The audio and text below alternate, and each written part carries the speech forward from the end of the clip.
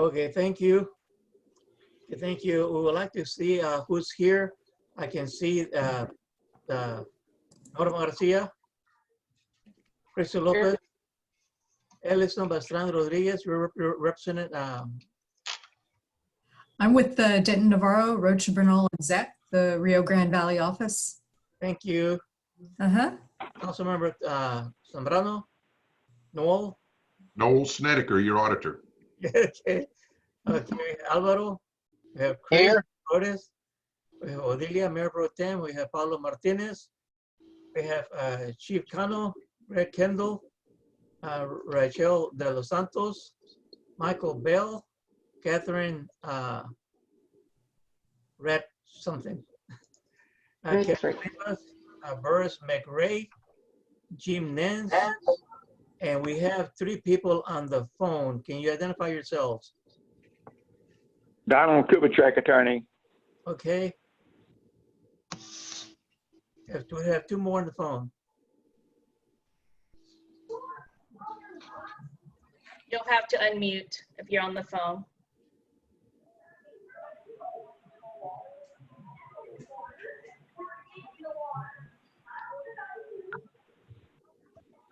Roberta Zambrano, Park Board. Okay. Amelia Flores, Park Board. Okay. The one more needs to unmute themselves so you can hear them. All right. We have Brandon coming in. Thank you. Yes, good evening. All right. Okay. So we do have a quorum and the meeting started at 6:30. Next on the agenda is public comment from the audience. Anybody from the audience has anything to say? Mayor, this is Kara Rivas, KCS Public Relations. I put it on Norma's radar. I believe she spoke to you and Christina about it, but I wanted to let the rest of the council be aware that our contract ends October 1st. And there is a potential event being scheduled mid-October. So just kind of wanted to keep that on y'all's minds. I've gave Norma the different options on how to move forward and what that might look like. So whenever you guys are ready to discuss that, I will be available. All right. Okay, that will be a good item for a next council meeting, or renew the contract or revise it, reset the contract. Okay, Kara, thank you. Anybody else?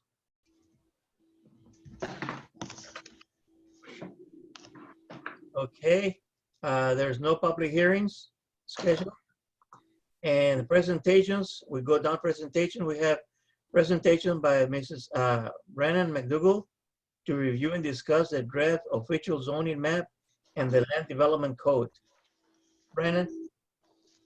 Thank you, Mayor. Good evening, Mayor and Council. I will be brief. I know you have a lengthy agenda this evening. This is just to update you to let you know that we have received the draft land zoning map from LNV. You may recall this is an action authorized at your meeting in late June. So LNV has created a draft zoning map. We have revised the land development code based on some of the feedback that we've received at previous meetings.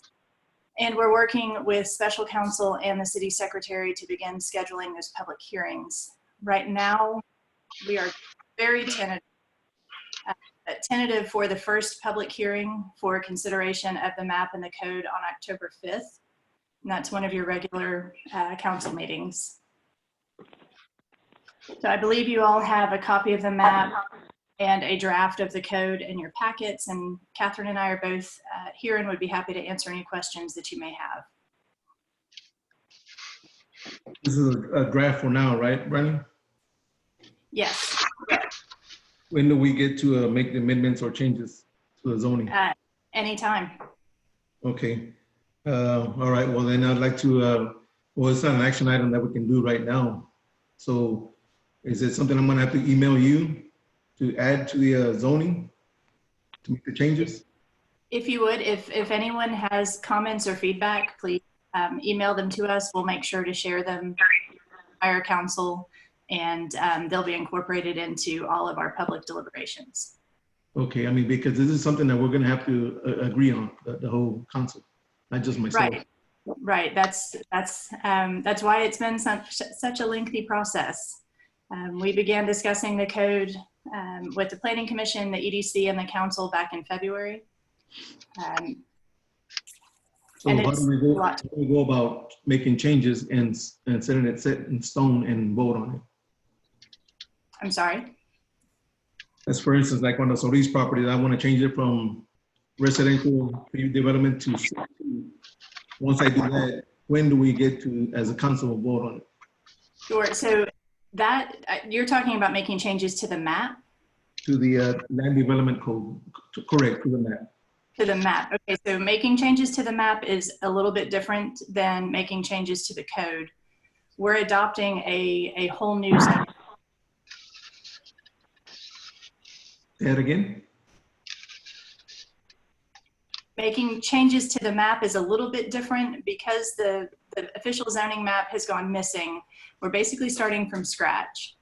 So if you have comments or changes that you'd like to see made, please share those, and we'll make sure to work with special counsel and the reason why I haven't made those changes is because I'm waiting for the for Mr. Solis to voluntarily annex his property, and which right. is Until that happens, we can't change the map. Okay, that's all I need to know. As soon as he does, then we'll change it. Well, That's it'll right. be up to the whole council. It's not one person. That's exactly what making I the said. decision. That's Yeah. exactly what I said. Thank you. That's right. Mhm. Awesome. Good to know.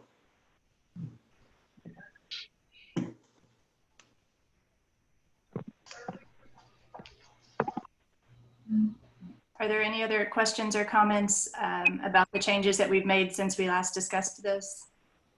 Brandon, it looks like you did condense some of the items, made it a little simpler for us to review.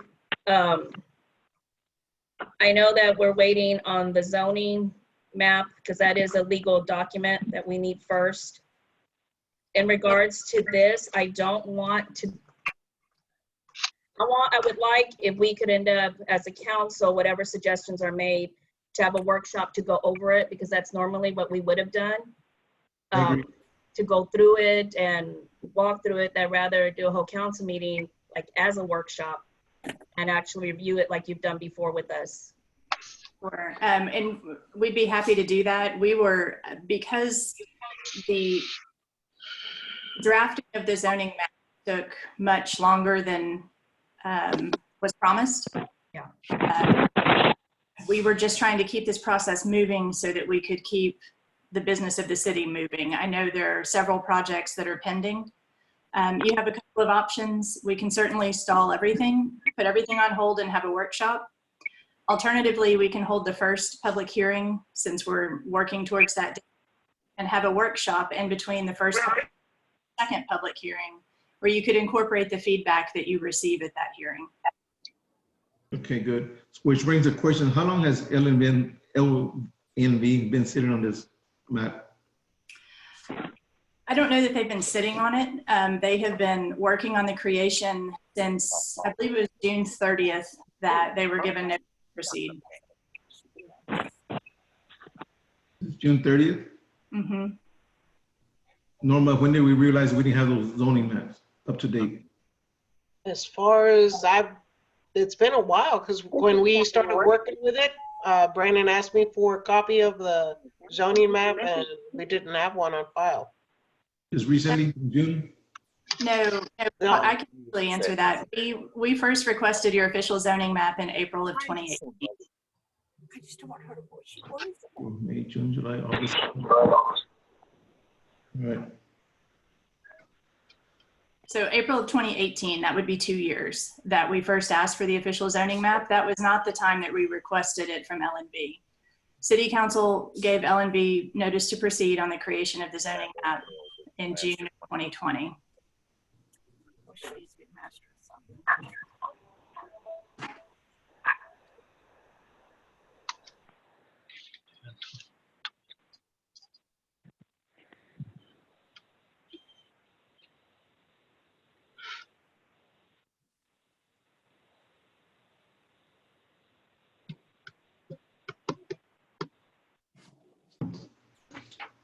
Okay, Brandon, I reviewed the land development code and I reread the entire 40-year-old subdivision ordinance, zoning ordinance. Today's the anniversary, 40 years ago. It was adopted, and the land development code and the subdivision ordinance is basically the same, plus the subdivision regulations. So as soon as we can get this going, it will update everything that we have worked on, Brennan. That's the purpose of this land development code, because the subdivision ordinance must have a comprehensive plan, and we already have that in place. That's right. The council adopted the comprehensive plan in August of 2019. Yeah. And we began work on the new land use regulations in January of 2020. So as quickly as we possibly could, we got to work. And like I said, we've known that the zoning map has been an issue for some time. We've just had to wade through getting the assistance to get it created.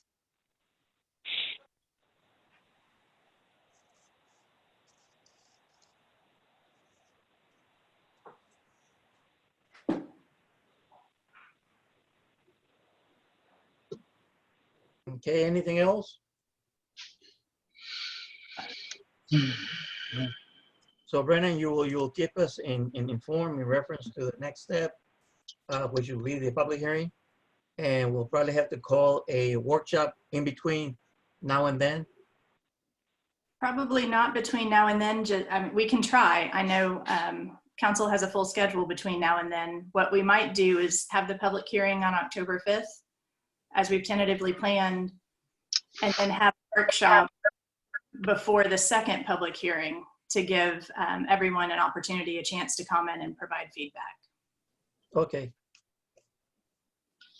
And the second public hearing is tentative schedule for, what is it, 14 days in between? No, we were hoping to schedule the public hearing for the following week. Okay. But we'll shift that based on council's request for a workshop. Okay. Okay, so right now we have tentative October the 5th for sure. Then a workshop in between that meeting, that public hearing, and the second public hearing. Correct. Okay. And like I said, we'll continue to work with the city secretary and with special counsel on drafting the notices, making sure that every property owner in the city receives notice, that the notice that goes in the newspaper is correct, and that we properly schedule those public hearings. Okay.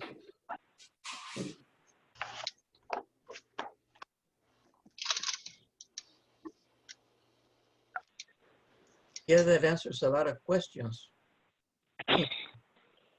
I know it's been frustrating. Believe me, it's been frustrating on our end too. But I know you'll have a better product at the end of this process. Thank you.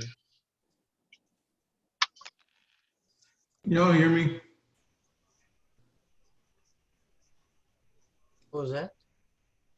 I try to minimize the Zoom to open up another part of my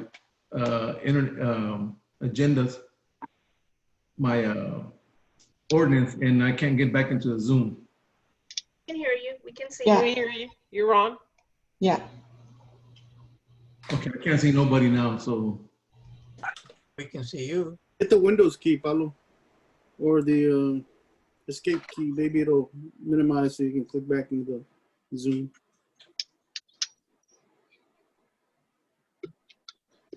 No. There it is. I'm back on track. Okay, Brennan, is that all you have right now? Yes, Mayor. This really was an update for council.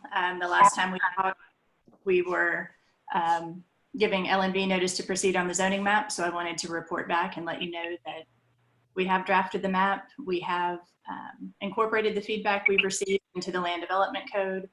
We've had some great feedback from special counsel. They've been very helpful. So we'll continue to refine the the code and be ready for the first public hearing. I'm sorry, Mayor, one additional comment. We've also been in contact with Kara at KCS, and we will be sharing the map and the code on the city's website so that anyone who would like to can access it.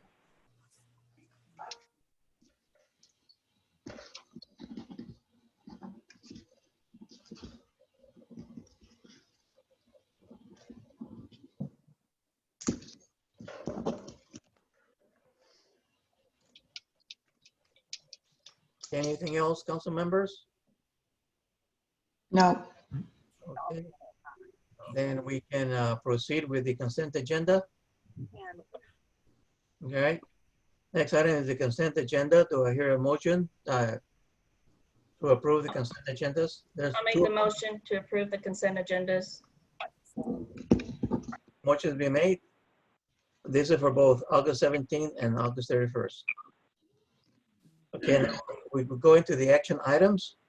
And first action item is consideration with action to approve the audit for fiscal year 2019. All the soldiers know. Okay, thank you very much, Mayor. Does everybody have a copy of the report with them? Has everybody had an opportunity to read the report, Council? Sure. I'm going to go through the report, not in great detail. I'm going to there's some parts that I would rather discuss more than others, but I want to just, again, I do want to go through it with some sort of detail, but not too much. I want to show you that the report's broken down into sections. The first section is the introductory section, and here's a report here from Norma, and it just basically gives you some statistical analysis of what's going on during the year. And then, of course, followed by that on page 11 is really the opinion, okay? And when you contract with an audit for an audit, you're really wanting the opinion. There's 4 opinions. You got an unmodified opinion, which is the best opinion you can get. So don't, you know, if there was any issues that were very reporting issues that were severe, I would have to modify it, but there were none. It is an unmodified opinion, okay? If you turn to page 15, that begins what we call the management discussion and analysis. And of course, the management discussion and analysis is in words what we're going to go through in the schedules. For example, if you're on page 15, it says that the assets and deferred outflows of resources of the city of Gregory were more than its liabilities, and it's hard to understand because of the way it's worded, and I don't word it like this. This is how it comes down.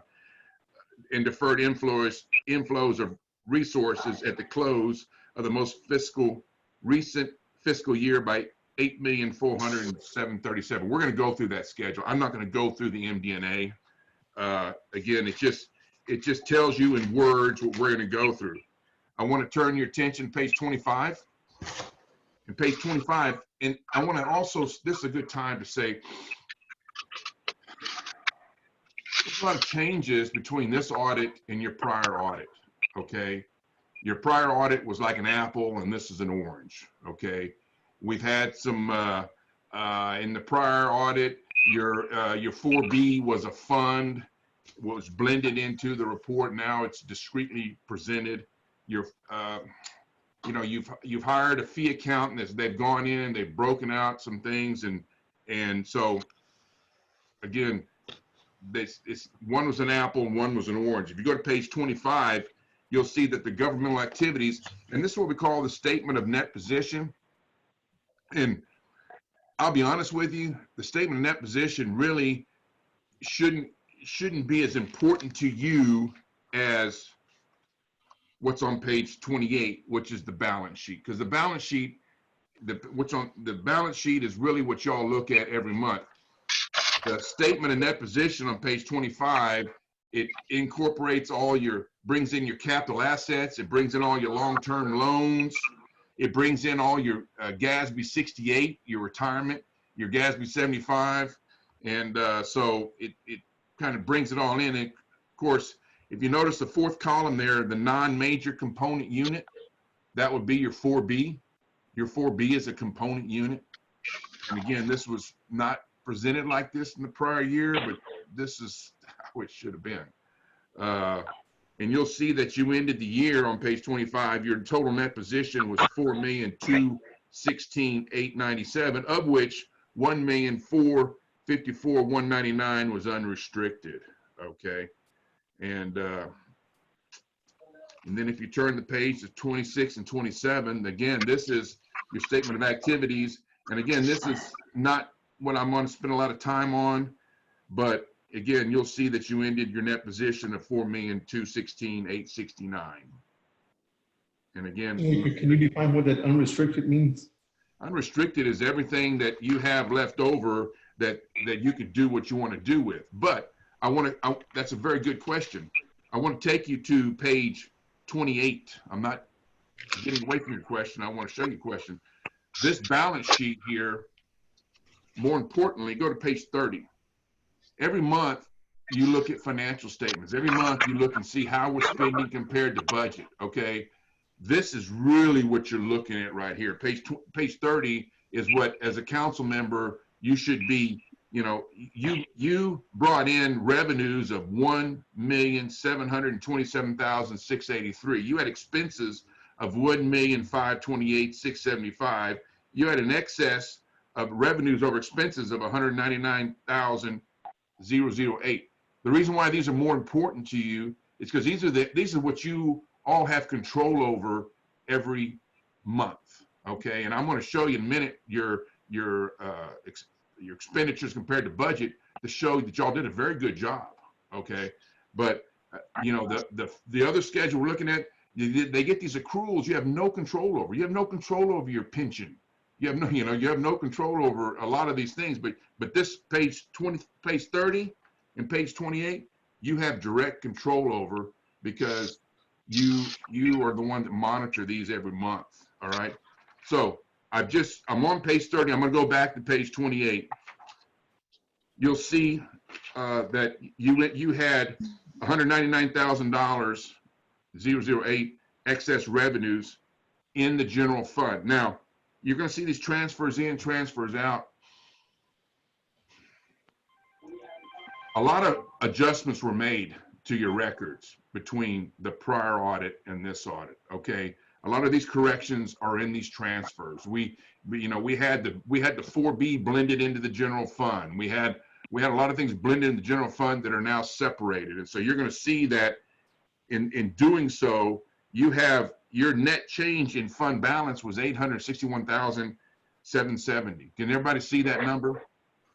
See, so you take that 861,770 and you add it to your beginning fund balance, you more than doubled your fund balance in the general fund.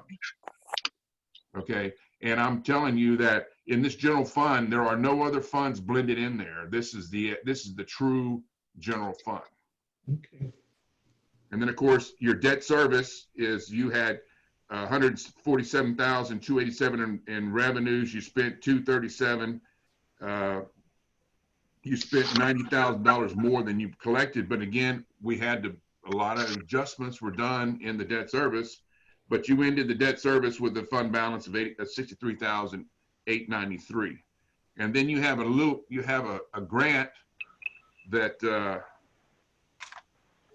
you had the TDA grant, and it brought in 65,006, and it came to an end, 65,605, and it came to zero. It spent as much as it came in, but these were your revenues and expenses for the year. All right. And if you turn back to page 28, all right, this is really how you ended the year. The general fund ended the year with 960,752, and you have investments of 707,107. You had total assets of 1.8 million. You have a fund balance of 1,697,597, but of that, 1,570,177 is unassigned. Just like the question was, what's unrestricted, what's unassigned? This is everything. Your fund balance is the difference between all your assets and your liabilities, okay? And what's left over is your fund balance. You have 1,570,177. You'll see that 128,418 long-term loans, you have some loans that some receivables you're collecting, little bit. That's not included in your unrestricted, your unassigned fund balance. Okay. Anybody, you understand that? And then of course your debt service. So, any question on the balance sheet or the income statement? You did very well. And I'm going to bounce around. I want to take you back to page, go to page 62. We're still talking about the general fund. We're still talking about the modified accrual basis. This is what you as a council had control over every month. And you'll see that we budgeted $1.5 million in revenues. We brought in 147,922 more in revenues than we projected. But even better than that, because revenues you always don't have control over, you'll see that you budgeted $1,562,036 in budgeted expenditures, and you spent $33,000 less than you budgeted, which means as a council, you're watching your expenditures. Okay, this is where a lot of people get in trouble. You watch your revenues, but end of the day, your expenditures are out of control, and that didn't happen here. Any questions? Then I'm going to bounce back. Okay, this is ending fiscal year 2019. Correct? 2019. September 30, okay. Yes, sir. Now let's go back to page 32.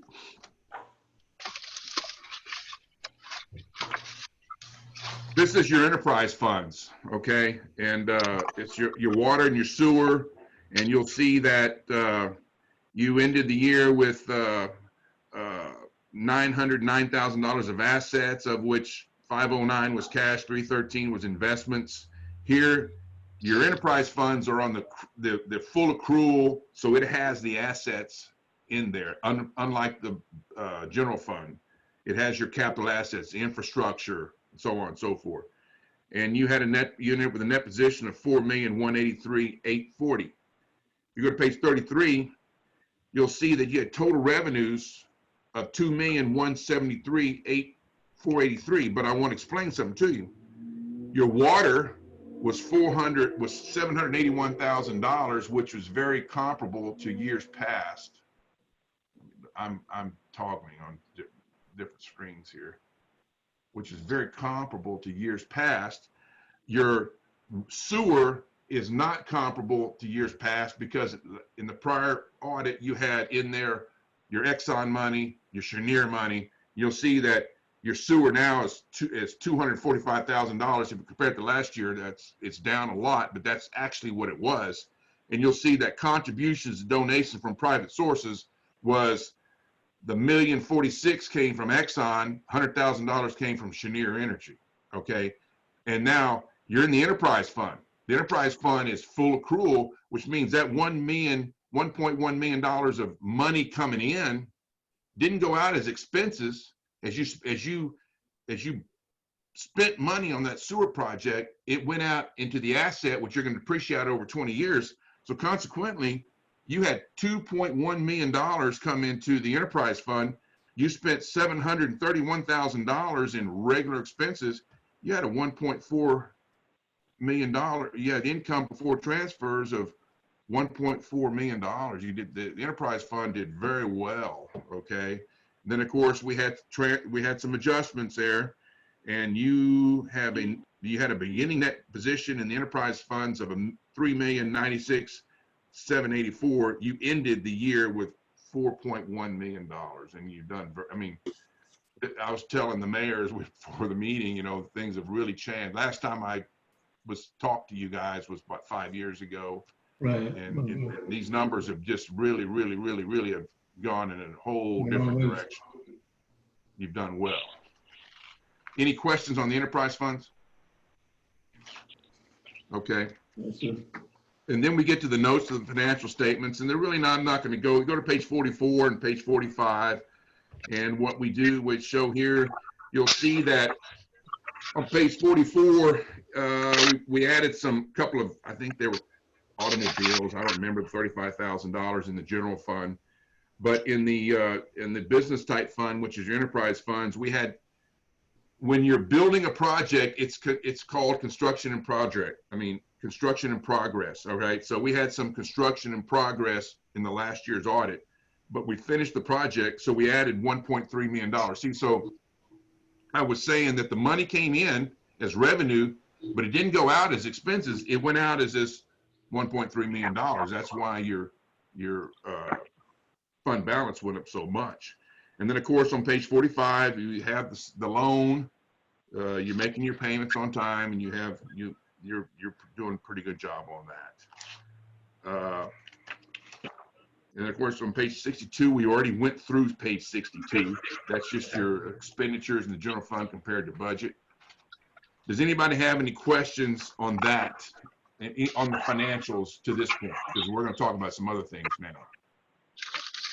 No, other than the total that we have on page 28, the 1.570, is that what we have control of right now? That is your unassigned fund balance. Yes, sir. Now, realize that's at September 30, 2019. Right. We've already spent some. Yeah. That's Thank correct. You. Thank you. All right, I want to go to page 69. I want to know, are there any questions regarding the numbers? Because now we're going to start talking about other things. All right, let's go to page 69. All right, and I'm not going to tell you, this is my report on internal controls. And yes, we do have some material weaknesses, and we do have some significant deficiencies, and we had them last year.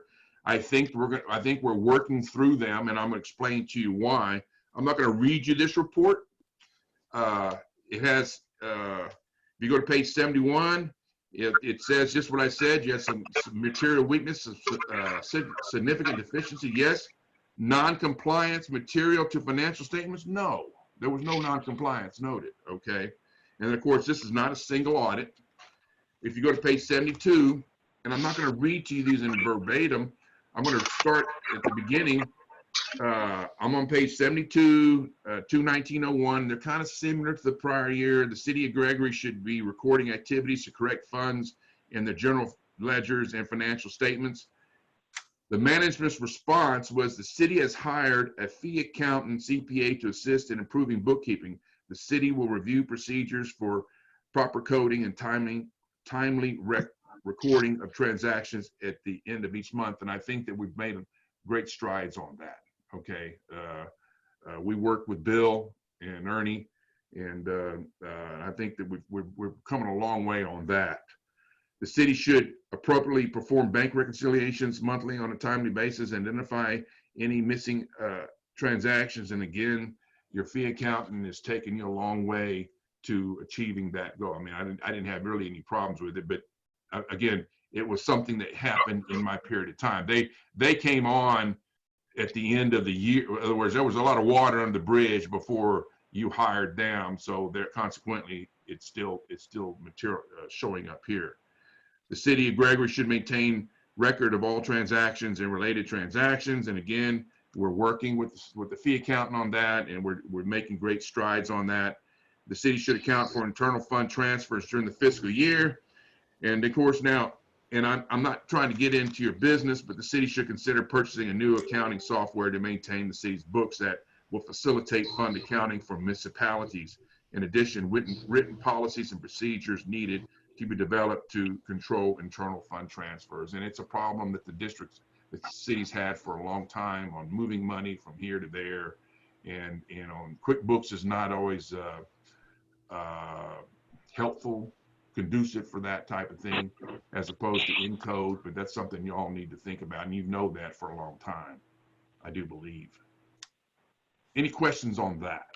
It's basically what we've talked about, what you talked about last year, except now you've made some strides in alleviating these issues. All right, I want to continue. All right. With the audit report was the management letter. Did everybody get a copy of the management letter? And what I want to tell you about a management letter is that when somebody does an audit, when you engage an audit, you want the auditor to assist you in internal controls. So let me tell you, as a city council member, you're responsible for the establishment and the implementation of internal controls. I'm not, Norma's not, Mr. Garza's not. You're responsible. So when somebody does an audit, you want them to communicate with you issues that would help with the internal controls. Okay, I'm going to go through these, and I'm on, well, there's no pages there, but I'm on the first page, 219.1. During the audit, it was noted the city did not have any written, detailed business office procedures. I mean, this is so common, but you know what I recommend, and again, I worked at CCISD for 10 years. All right, and I worked at Taft ISD for 16 years. We had detailed written procedures. In other words, when the payroll person was out or somebody's out, you can call account temp, say, here's the binder, go do it. You know what I mean? There needs to be detailed written procedures. And another thing is, as you're generating these procedures, you look and say, well, why are you doing that? That's not your job. You know, you should be doing this and that. So anyway, I think we lack detailed written office procedures. Now, one may say we have job descriptions, but job descriptions is not a detailed business operating procedure. I want to know, how do I do it? When do I do it? You know, step by step, okay? And stop me if any, okay? Number 2, during the audit of cash, it was noted the city's bank reconciliations were not always being done timely, not being approved by a supervisor, and we're carrying stale, outdated checks. Okay, we already talked about that. I think that, and I'll work with, I cheat checks, and we'll work with Norma on, well, I don't know what work with Norma, but just getting some of those outstanding checks is cheat. And it's cheated just means you set up an account with the state, and you send them money, and you get everybody's name and address, and those checks go off your books, and then they end up coming out once a year in that publication in the newspaper for the state comptroller. Okay. During the audit, the municipal court revenues and expenditure was noted that the city did not maintain separate funds for the municipal court technology fund, article and municipal court building security fund, article as required by Texas Code of Criminal Procedure. If you went and Googled these, you'd see that the monies you collect have specific purposes, okay? And if we're not maintaining separate funds for these, we cannot be accounting for these funds. You know, in other words, we just been taking the general fund, and you know, so I'm just saying that most cities have special revenue funds for these two funds to track these revenues, okay? During this audit of the city's fuel logs, it was noted the controls were weak. And I think I talked about this 5 years ago. You know, we need to work on that. During the audit of the expenditure, it was noted that several invoices could not be located. POs were not used consistently, and majority of the ones reviewed were not approved by a supervisor. Okay, we need to really hone down on that. During the audit, it was noted the city did not have any subsidiary ledgers of capital assets. In addition, the city is carrying assets on the ledgers that were sold over 10 years ago, and I think we need to work on that. And then number 7, during the audit of the city's grants and capital projects, it was noted that the record keeping and documentation of grant and capital project disbursements and deposits were weak or non-existent. And by that I mean there should be a binder. If I got a grant, TDA 58291, let me see it, and there's my binder, and everything's in that binder. Everything should be, and I think that, you know, we just, we have a box full of a lot of stuff. And do you recommend we have this electronic file also, as well? Well, I didn't recommend that, but that would be, no, that would be good. That'd be good, you know what I mean? I mean, that'd be great. I mean, when I was at Taft, and we had all these grants, I had electronic files and I had files. And, you know, if the auditor wanted to see something, I could just hand it to him, and there was all there. You know what I mean? And I just think that we need to be more organized. And I mean, because, you know, we got these contracts with Exxon, we got, you know, the TDA and so on and so forth. We just need to have better record keeping. Okay. During the audit, did I skip one? No. During the audit, of the city's ledger, was noted that the city lacks standardized journal entry, funds transferred, and cash receipt forms. And I haven't done this, but I have these electronic forms that I could provide the city, and that you just put the numbers in there and they come out. I just think we need standardization. It's been the problem, and I don't know if it's been transition or whatever, but this goes back to our problems with transfers. So, we're not doing things standardized. We don't have, you don't transfer anything. You don't do a journal entry. Somebody writes up a journal entry and then somebody approves it and then it's done. Okay, a cash transfer, somebody writes it up, somebody approves it, and then it's done. Okay, therefore you have written document. In other words, you have written documentation of what was the purpose and why it was done. And I think a lot of your accountants' problems they're having is trying to figure out, what we're doing, why we did it, And so I just think there needs to be standardized forms, and I can help Norma with that. I've done that a lot. During the city, the cash drawer, on 2 occasions, the cash on hand did not balance to the collection records, and I don't know if that was a major issue, but it didn't balance. During the audit of the city's cash and investments noted that the total cash in the bank exceeded the FDIC maximum coverage of $250,000, and that's a security issue. I will say that it wasn't a lot sometimes, but when you have taxpayers' dollars, you got to keep them secure. And now we have Texas class. I think that we can manage that better. We keep our money in an investment account, and when we need it, we bring it in rather than being there. And I had a comment I was going to say about your depository, but I'm not going to. I'll hold off on it. Go ahead. Some banks are better at protecting you from this than others. That's all I'm going to say. Okay. And that's what I have here. And again, I just this is just a roadmap to getting better. You know what I mean? Now you have it documented, and we need to just do what we can, and that's all I got, ladies and gentlemen. Okay, thank you, Noel. So I think, Norma, what we need to do is set up a workshop to discuss all these findings and see what kind of corrective action we can, because it seems like we've been through this before a few years back, and there's some items that we really definitely need to get together and discuss as a council to take corrective actions. As you can see, the findings, the full findings in 2018 and for 2019, and then you can see that there's the action that management has been taken, and one of them primarily is the hiring of an accountant, CPA, to help us straighten things out. So the findings that were really should be concerning it's what's going to happen after September 30th, when Noel, if he accepts the offer, the contract will be then looking for what we are doing right now. These findings are in the past, and they have been addressed, and the majority deals with hiring a contract and a CPA to help us straighten things out. Now, if a new program is required to make things better, even though it may be expensive, you get what you pay for. So it may be worth the investment if that is necessary, getting a new program.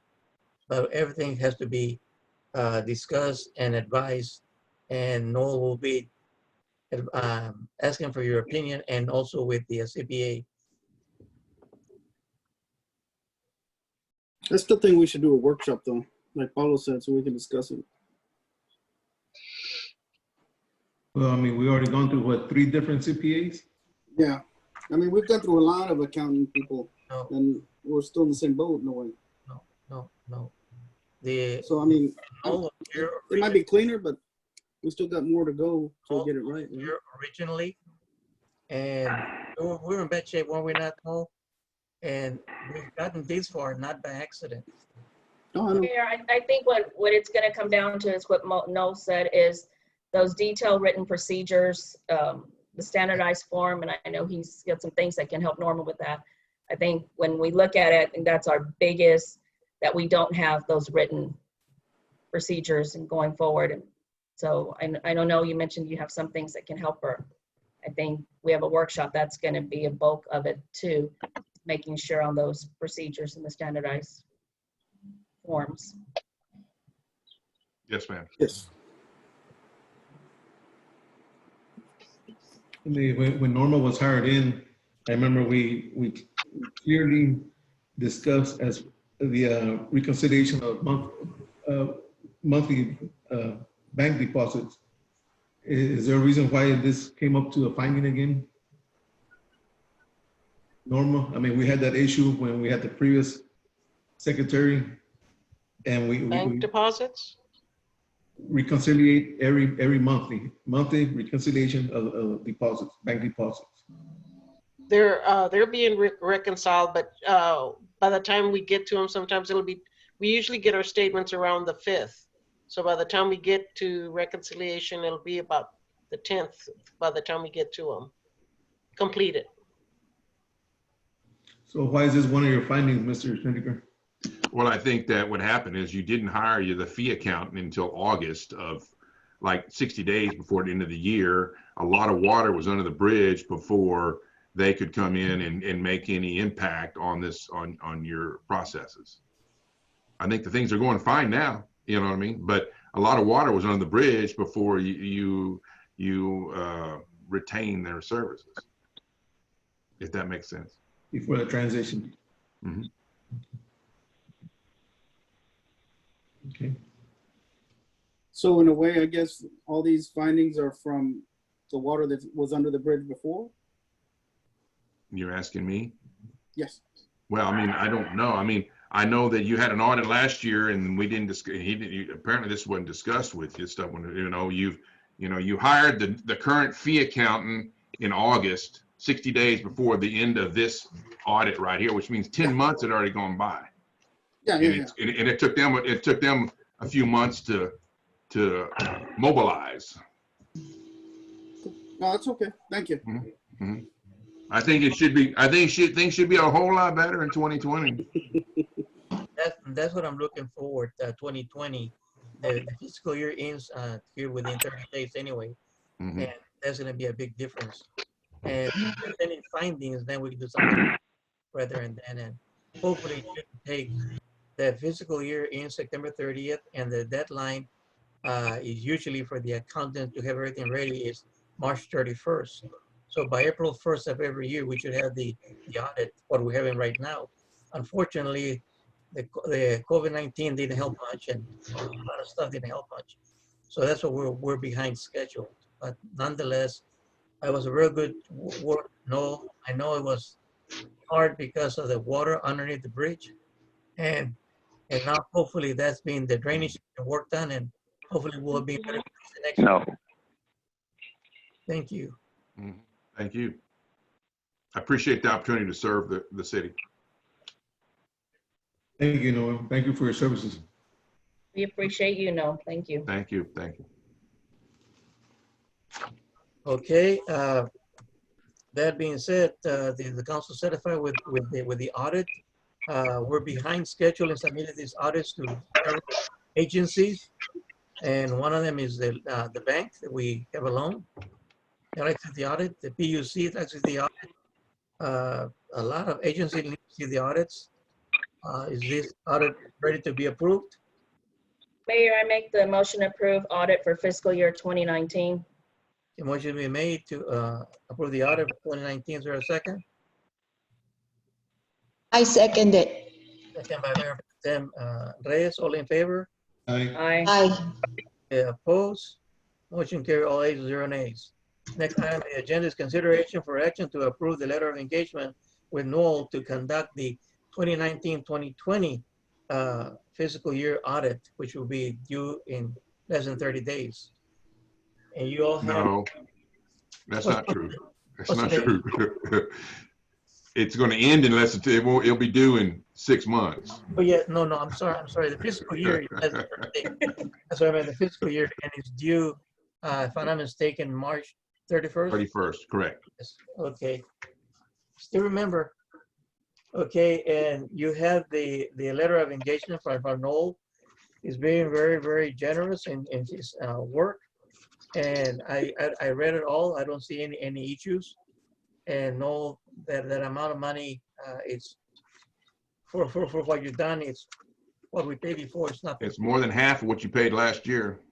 Yes. Yes, but the year before we paid a lot. Mhm. You know. Okay. That being said, council members, if you're all happy with Noel, and if you are, then I need a motion to accept the letter of engagement to have him do the audit for next year, for this year. And very happy with your statement saying how much money we have in control. Thank you for that. All right, Mayor, I'll make the motion to approve the letter of engagement with Noel Stedeker to conduct the 2019-2020 fiscal year audit. The motion be made by Councilwoman Zambrano to approve the management letter of engagement. Is there a second? I second that. Second by Councilmember Martinez, that's it? Yes. Okay, I couldn't distinguish the voice. Okay, all in favor? Aye. Opposed, motion carried, all 8-0 nays. Thank you. Okay, and Mayor and Council, I appreciate the opportunity to serve you. Now that I'm engaged, I'm going to be getting with Joanne and have her get with Bill. And I want to make sure that September 30, that we're on top of it, and that, in other words, I think we're on top of it. In other words, I'd like to see September 30 being a whole lot cleaner than it was last year. Thank And you. we can work on that, because I don't think I was engaged then. I think we engaged me later. I don't know. It doesn't really matter. But we'll be on top of it. Okay, thank you, Noel. No, thank you all. Okay. No, thank you. Mhm. Okay, next item on the agenda, we have approved resolution 2020-0901. A resolution by the City Council of the City of Gregory authorizing L&D Engineering to act as the engineers to provide engineering services associated with the critical facility generators project under the direction of Texas General Land Office, known as GLO contract number 2006-114C313. And this is for them to do the engineering for the 2 generators that will be used to power, emergency power to 2 lift stations. And Oscar Martinez is administrating and doing the administrating of this project.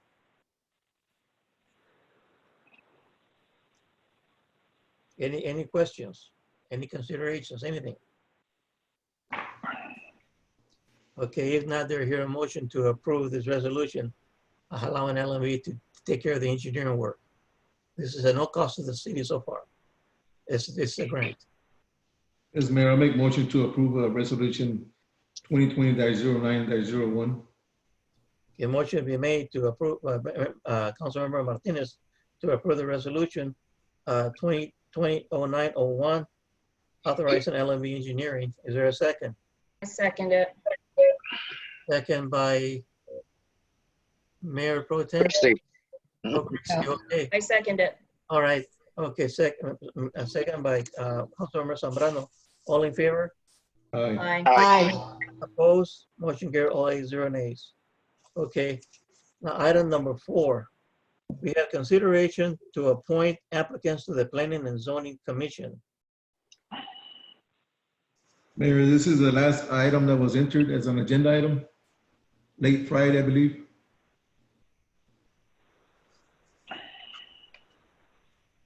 Okay. So this is the last agenda that was entered late Friday evening. Am I correct, Norma? Yes, sir. And why is it in the very first agenda item?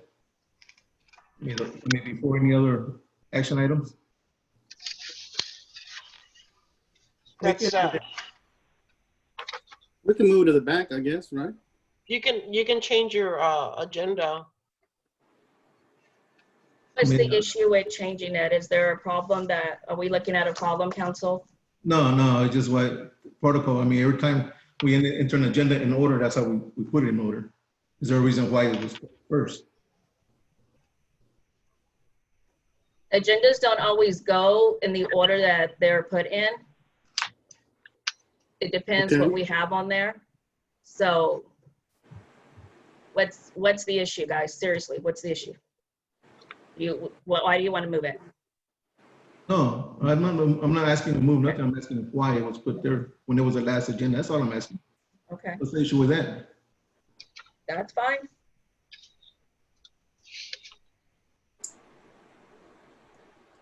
Okay, If the council doesn't have any issues, we can put them one after another. We can have that first, followed by the other two things that are dealing with the zoning ordinance.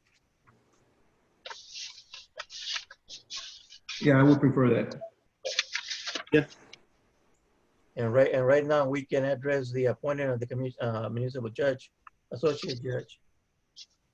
Reason being is that they're all in common. And I think that the presentation answered a lot of the questions anyway. Presentation. Okay, so what are we gonna start with? Appointment of the municipal judge? Yes, if the council agree with that, we can Mm. either the item 4, 6, and 7 in that order, and then let's go to the appointment of the municipal judge, associate judge. Is that So okay? how did that work? Because the council makes the okay, right? This was all just, it didn't read correctly. It's supposed to be discussion with possible action to appoint. Am I wrong?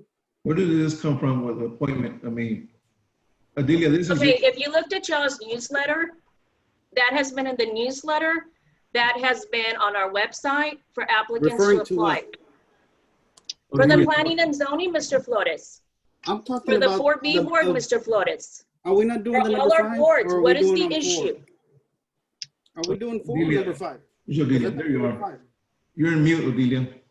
Okay, now we're gonna discuss the. What item are we going to be discussing currently? We Yes. moved 4 to match with 4 with 6 and 7. So Yes. we're on item number 5, the municipal judge.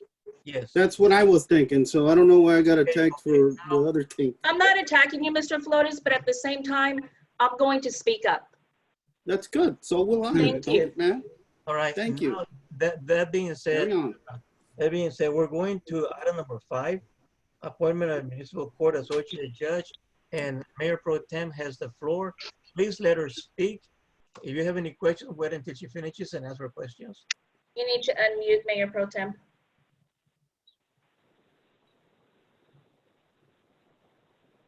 Yeah, thank you. It's just that I'm having some background noise on my computer, but thank you.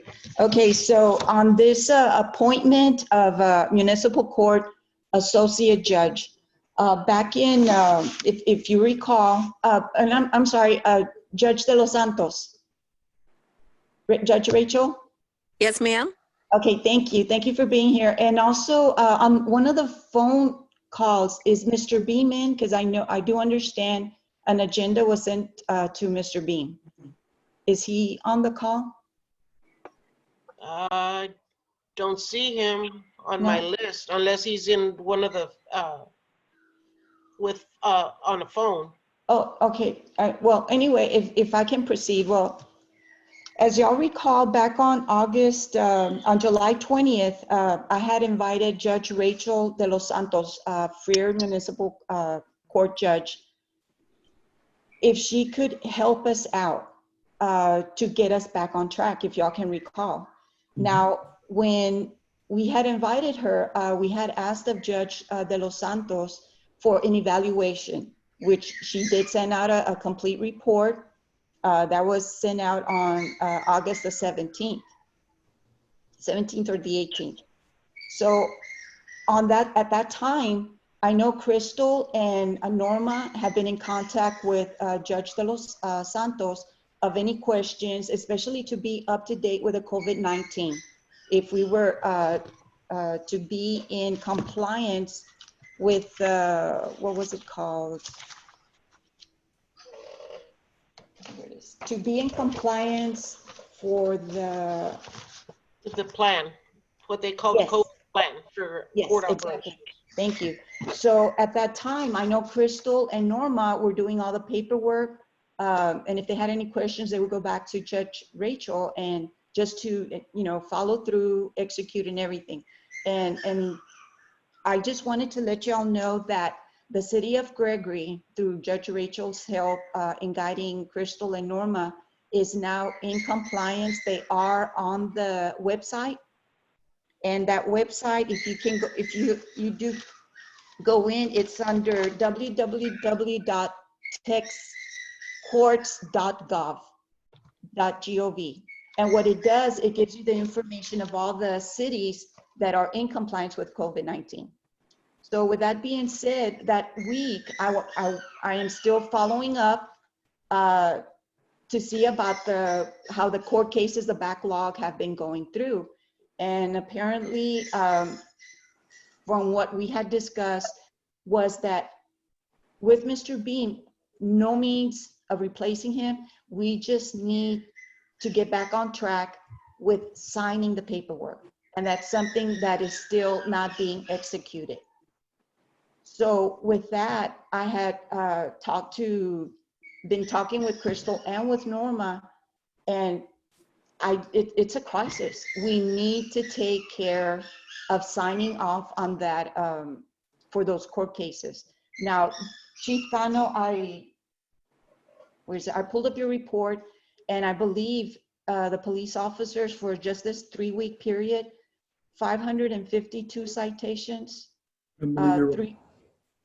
Yes, yes, I believe you're right, yes. 300 and I think it was 300 and something. Plus 300 citations, 553 stops. Correct, and of course 251 were warnings. So here again, the police department is doing a great job following through, executing public safety. But here again, I went to the city hall and I'm seeing more backlog of cases.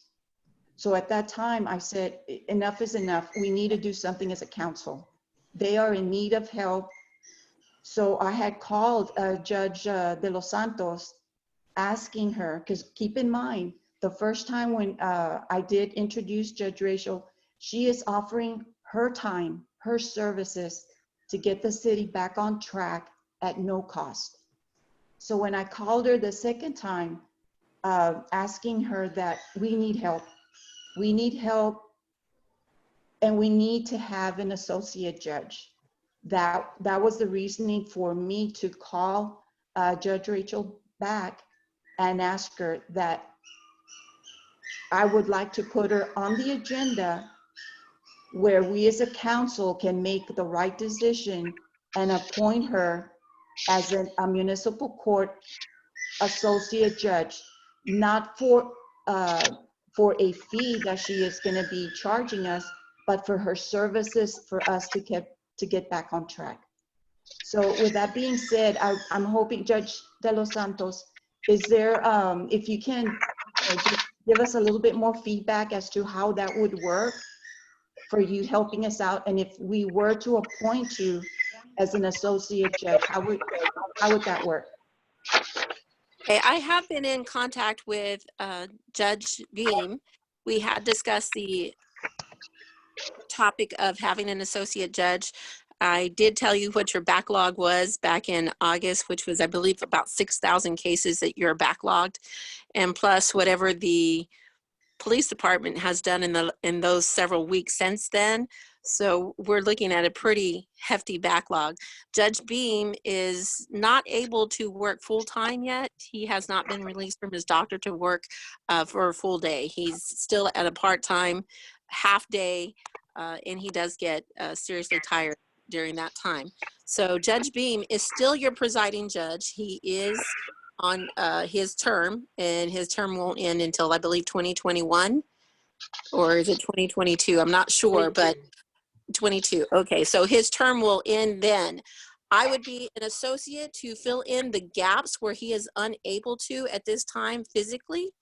I don't need to stay all the time. I would just fill in where he is unable to perform in some duties.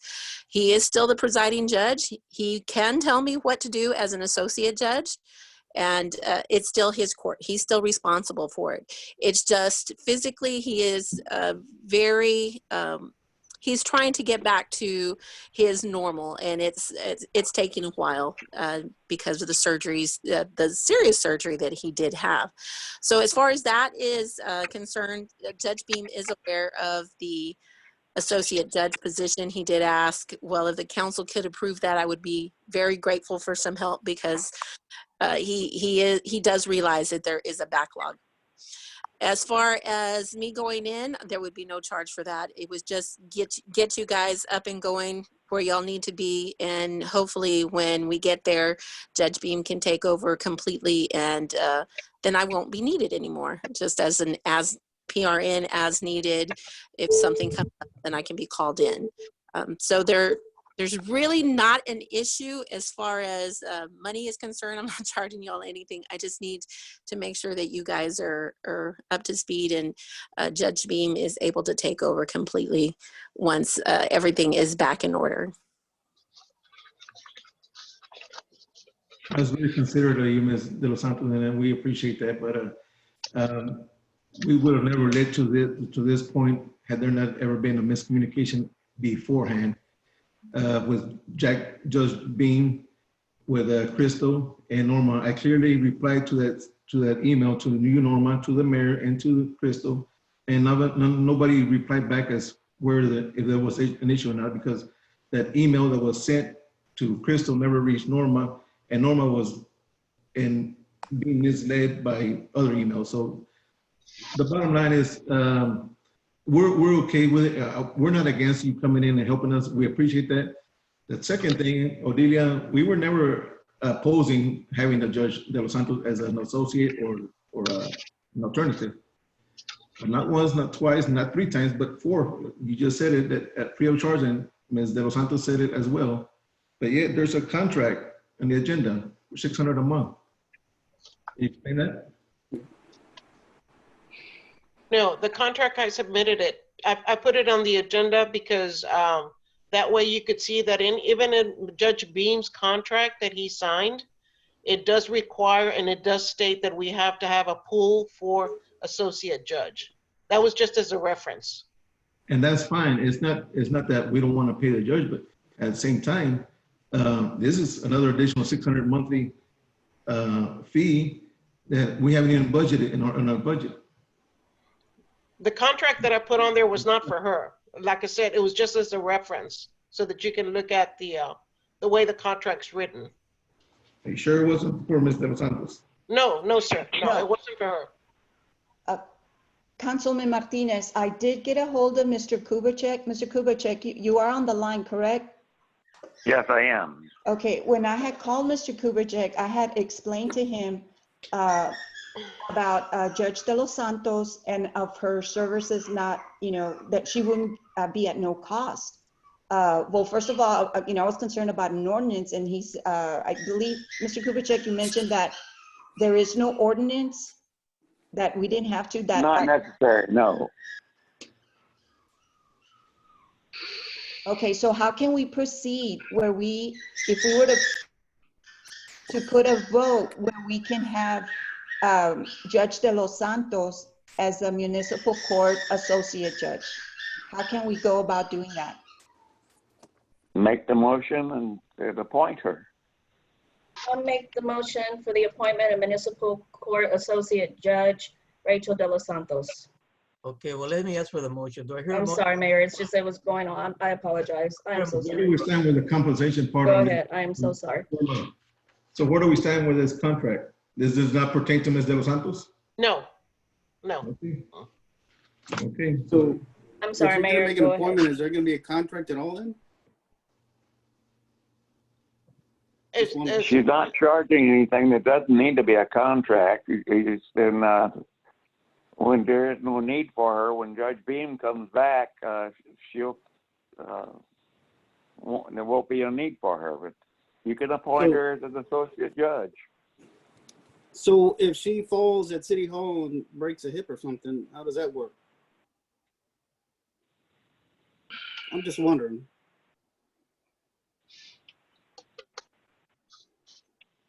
Good question. I didn't hear the question.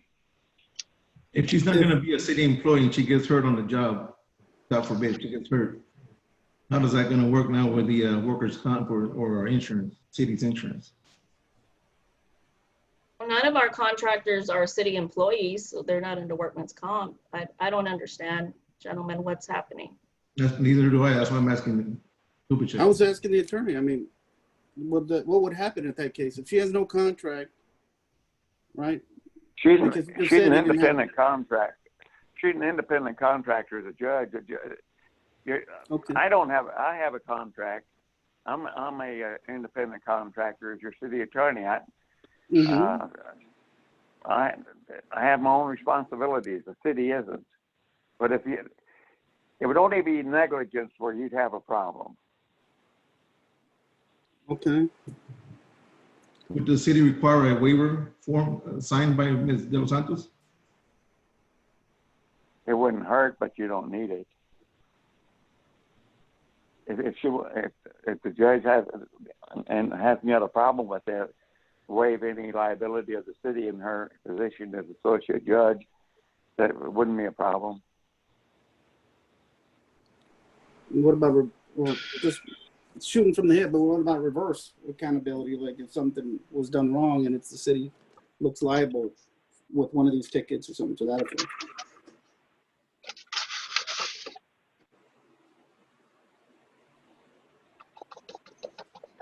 Judge De Los Santos, would you be okay signing that contract and waiving the $600 fee?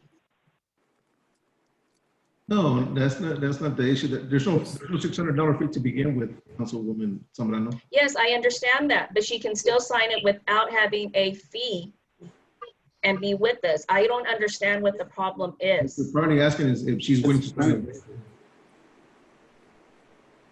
Like her being with us free of cost. I have no problem.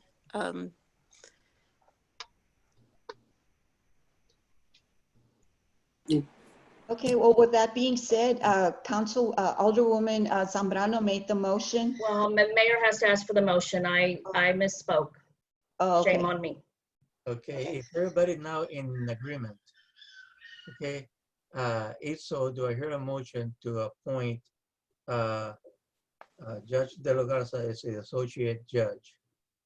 Mayor, I'll make the motion for the appointment of Municipal Court Associate Judge Rachel De La Garza.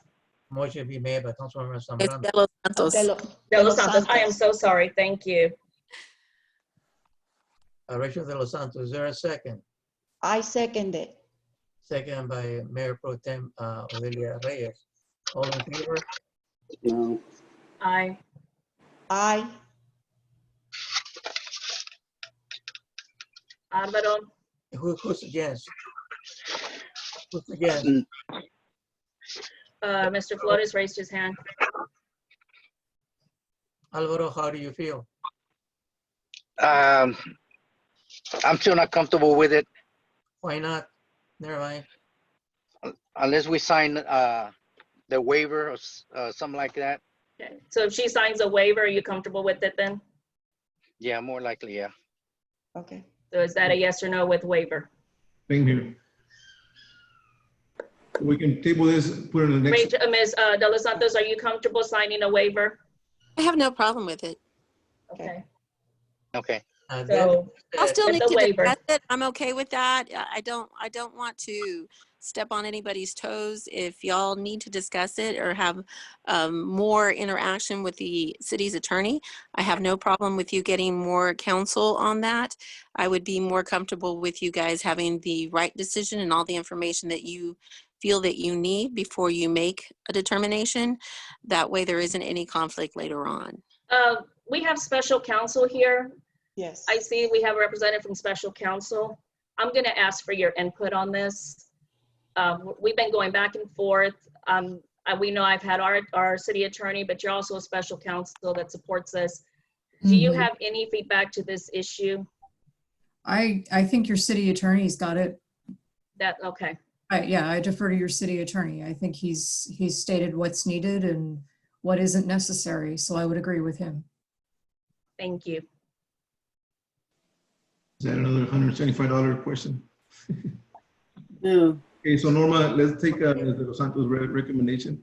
Have a form fill out, the waiver, and have her sign it, and then we'll put this back on the agenda the following meeting and take Okay, action. why are we putting it back on the agenda? Why can't we act now, council? I'm really concerned. Why can't we act now with her just signing the waiver? You just heard that Councilman Flores and Councilman Lopez and myself would rather have a waiver signed, right? Okay, Okay. so I just want to make sure, and I'm going to put it out there.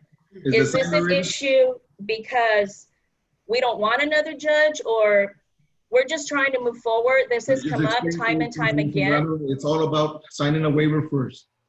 I'm wondering how fast it will move forward, in my honest opinion. I wouldn't mind, but I want to see how fast it move forward, because if all of a sudden there's communication going on, then there was a break in the system somewhere else. Correct, just like everything else. Yes. Okay. Okay, so I just want to make sure that we're on the same page, because it seems that we're trying to move forward. And Councilman Flores, like you said, you have the vote. The vote is there. So are we What are really? you referring to? Yes, I'm you know sorry. what I'm referring to. So No, are we can you really looking what's please best for state the it for the city record? with the waiver? Norma, State fill it out for the that record, form please. so Ms. De Los Santos can sign. So on the next agenda, you're going to want it to put that on there with the waiver. You want that as an agenda item written. You're asking who? Well, you three, because you're saying with the waiver. So for the next agenda item, you want to put it back on, you want with the waiver. How do you want it worded? I am confused here, because I was getting told I had some kind of vote, and you didn't clarify what you're Well, referring that's how to. it feels like, Mr. Flores. I really want to move on. I just Okay, want to so- be able, she said she'd sign a waiver, so why couldn't we just have her, and it's on record that she would sign a waiver? At no cost, and Mr. Kubitschek already mentioned, there is no problem. Judge De Los Santos mentioned there is no problem. So let's You move know, I've forward. been in this corner before. I'm not even going So there. but Alvaro, what is your vote? Are you understand, for or no against, problem. please? I need to see that waiver. Okay, thank you. Thank you. Okay, Judge De Los Santos, if you can hear me, thank you so much. I greatly appreciate it. I know we've been in contact with you. So is that, how are we gonna word that? Is that tabled? Is that 3 no's, 2 yes, and then bring it back? How are we doing this? we had a motion. The motion was made and it was Okay. second. And the vote was 2 for and 3 against. Okay, So apparently the against wins because there's a majority. And, okay, and the issue is a waiver. waiver, okay. Okay, and we'll have it for next agenda. Yes, the only thing Make sure we're taken care of. the only thing I'm gonna add is that I got a call 3 times this weekend. A lady that got a citation in January, and all she wants is a judge to sign up her ticket. She's willing to pay just to say something. And I told her I'll make sure that it be brought to the attention of the city council. So here I am. So you all took no action? Okay, let's go forward to the next item on the agenda. Thank you, Judge De Los Santos. You're welcome. Have a good evening. You too. I'll keep in touch with you. Okay, thank you. Thank you. Have a good night. You too. Okay, now let's go to item number 4. 6 and 7. They're all joining together. And the question was, why was this item in the agenda put before? And the conversation took place that the item in the agenda originally was to amend the zoning ordinance. The zoning ordinance, to amend any ordinance, require public hearings. Right, and on that one, Mayor, I'm just gonna table that one. So that has to be tabled. Now that being said, disbanding the 4B, the planning and zoning, also that's according, if there's no planning and zoning, there's no need to disband. It automatically defaults back to the city council. The reason why I put that on the agenda, Mayor, is because we only have 2 members and there's no quorum, as it requires a quorum with 3 to be a quorum. The city cannot move forward with any incoming project. So that's the only reason why, and I was asking the council to consider disbanding temporarily. Okay. That being said, the city has been making efforts to recruit, to have people volunteer so that we could have the boards. If you read your newsletter, if you read the website, it's out there. It's out there. So we had 3 people volunteering, and according to the section 211, section 211, and then 211.008B, the council and including the mayor has the responsibility to appoint members to this board. So that being said, also includes also the mayor. I will take advantage of section 211.008B and appoint one of the persons that volunteered to assist, and the name is Jesus Alvarado. So let that stand on record. Right, and according to the bylaws, it takes 5 members that will be selected by the city council, and those 5 members have not been selected other than the 5 previous members, 3 which have already resigned and left, only leaves 2. So that's the only reason why I'd like to interject here. Which item are we on right now? Item number 4. We are on item 4. Okay. Yes, to appoint applicants to the Planning and Zoning Commission. We had 2, and I'll update you, Counselor. We have 3. We had lost some of our members. We're down to 2. They've kind of been dormant, but they haven't kind of been able to move on anyway because they've been waiting on the zoning map. So it's Right. kind of like that's a footnote at a standstill. I understand where Council Member Martinez is putting that to disband it, but we do have members that are ready, and that would make 5. These are community members. We've advertised on the website. We've had that. We do have developers that are anxious, and they are, their attorneys are also present here. But I want to be able to have a board, and we do have people that did sign up for it. We're looking at, there's no reason to disband it if we have members to approve. So looking at the items is he wants to disband because we have 2, but we also have on the agenda 3 applicants. And I understand that I feel right now there's pressure from council and developers for us to move forward. And I understand their frustration, but I'm looking at just having planning and zoning. Let one person at a time speak. So we've been wanting a quorum or a meeting from the P&Z since back in February, maybe even before that. And for some reason they don't show up, or they don't create a quorum where they can have meetings. And to me, it just seems like this is a game that's being played. And at the end, because there's no enough members, I feel that it needs to be disbanded temporarily. But we're on item 4 right now. We're not even on item 6, disbanding. And we do have 2 of those members on here. They're park board members.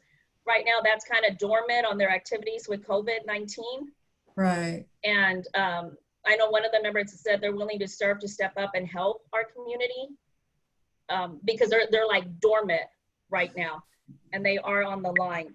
So it was just looking at being able, their community members, we have their applications. So what I would do then is, if you're on item 4, then take the action and the deliberation you need to approve or take action on item 4. When you get to item 6, you can do, item 7, then you can do the same. That's when you talk about disbanding, because that's just TOMA. That's the item right now.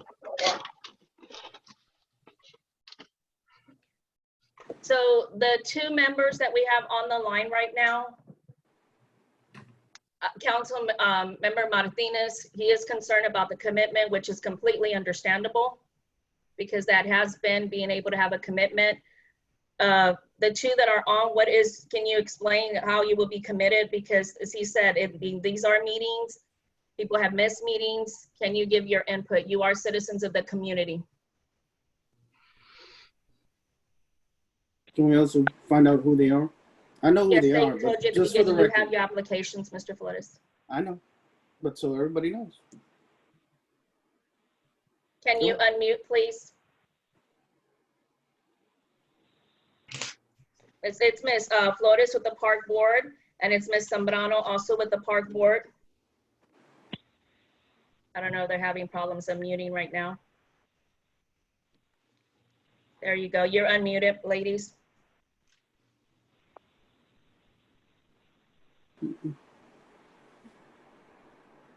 Hello?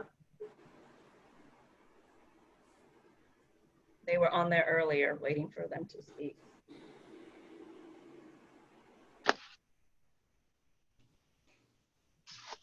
Hello? Hello, can you hear us? Can you hear me? Yeah, you're kind of breaking up a little. Is this Amelia Flores, Miss Amelia Flores? She muted back up. She what? She muted back. She muted. Still learning. Okay, Councilman Zambrano, regardless of the outcome, the thing is, right now we only have 2 members. And I don't feel comfortable with bringing in these 3 applicants at the moment because until they show more interest. So okay, so Council Member Martinez. So we're going to deny citizens of our community that are willing to serve on a board when we've asked for volunteers on our website, when we've asked for it in our newsletter. So we are denying our community members the right to serve on a board because you're not comfortable for the commitment. I'm very uncomfortable right now on why you would not want to have people that are willing to serve on the you board. can put all the words in my mouth that you want, Christy, but you know very well that this is a game that's being played by the mayor as well and you as well. And since day one, we've been trying to move forward with projects, certain projects coming in, but for some reason, they cannot have a quorum. They're being coached or asked to. I don't, you see, you're making accusations against, Councilmember Martinez, and you're assuming they're being coached. There was COVID, some of them got sick, they had issues, one of them resigned, and now to have an agenda. I am concerned about that right now, and I'm not going to be quiet on this and the assumptions anymore. We are a council that needs to move forward. We are a council that has community members that are willing to serve. We do not serve developers, we do not serve attorneys. Your dad, the mayor, has look at everything and what's best for our community. I'm still talking, sir. Collaboration. I am still talking, sir. I am still talking. I want to make sure that we move forward. Everybody, I have something to say. When was the last time that the Planning and Zoning Commission met? When was the last time? And Mr. Martinez, Councilman Martinez, and Councilman Flores, you were present in that meeting. When was that? When did that happen? I don't recall. When did that happen? As Mr. Bell, as one of the people that were there making that stellar presentation, a stellar presentation on the development. When did it happen? All of a sudden you have memory loss? When did it happen? Wait, if you've got the date, give it. Come on, when did it happen? It happened during the COVID. It was about 2.5 months ago. Okay. All right. We have virtual meetings during the COVID times, but the planning is only. You were present, and now you're accusing me. You were present in that meeting, and it was a stellar of a presentation. Okay. Since then, we've been working. We've been waiting on the zoning map. And zoning map is not here present. So now the zoning commission can be reactivated because we're down to 2 members. Now you want to kill it completely. Why? No, I never said completely. I never said kill it completely. I'm sorry, why? Well, I mean, just look at the past, Mayor. Can you explain that to me? What has happened in the past? Nothing. Why? Exactly. I need the, what has happened in the past? Nothing. I need description. Come on, be more specific. But forget the discussion. Let's take a vote on it. Let's move forward. Okay, let's move forward. We have, according to section 211.008B, the mayor and every council member has the opportunity to appoint a member. And then you go further down to 211.008C, where we can appoint alternates to serve. That way we have enough, but that alternate will have to be researched through an ordinance. If I may, again, and I don't mean to jump in here, but we are talking about the Planning and Zoning Commission. Yes, sir. Yes, ma'am. Okay, because 008 actually talks, it governs the Board of Adjustment. So while you're right that the commission does appoint, it's pursuant to 211.007 and not 008. Okay.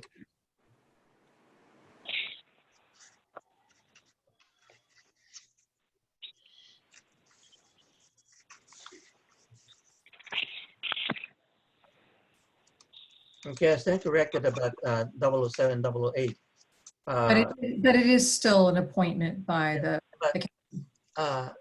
Counselor, you're probably right, because I'm looking at the old at the old articles. They have changed most likely. So I agree with you. But nonetheless, the council may appoint members to keep this zoning board active. The zoning board is required based on the development plan.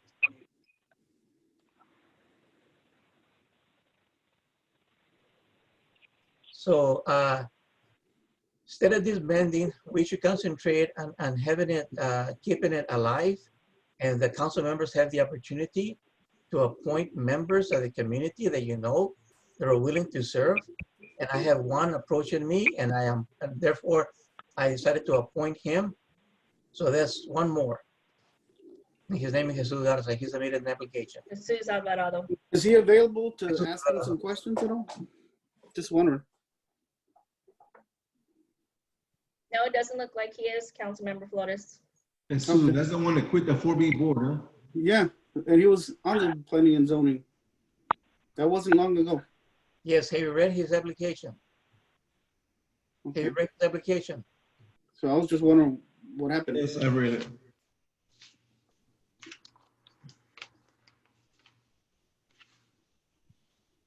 Mayor, if we're appointing, because I also read all three applicants, I want to appoint, if this is the correct wording, I want to appoint Norberta Zambrano for the Planning and Zoning Commission. Okay. Is it appointing or do they get voted on? I thought it said appoint. They got to appoint Mr. Chris Flores, and then he gets voted on by the council. The council has final approval, okay? Okay. That's But what I want. right now we're appointing, and then for next agenda, that's when, or when they do meet again, which will be the third Tuesday or on the 15th, that's when they meet. That's when it will be discussed with the other two remaining planning and zoning members. Is that correct, Mayor? Well, they have to be approved by the city council. The city okay. rejects it. The city council will then have to deal with it, or they themselves are going to have to come up with their own individuals to serve. This has been publicized. This is not. There's no secret. This has been publicized. As a matter of fact, in the last meeting, the plans are also to maybe combine the 4B with the planning and zoning to be able to keep them going. I don't think that's it can happen, but I would rather have a separate entity where we're asking too much on the same people, but these people are willing. So if you find something fault with them, and they're willing, then it's up to you. It's up to you to make that decision. If you feel they're not qualified, they're all qualified. We're here as council members. What made us qualified? The people. Okay, so treat them the same way. They're here to help the city. So Mayor, can I appoint, because the other two was Amelia, or can I just only appoint one? Well, Counselor, what do you recommend? It's normally, originally when we started, each council member appointed one. Oh, one, okay. Well, I appoint Roberta Zambrano. Okay. There were 3 applicants. Is there another appointee? Before I make my appointment,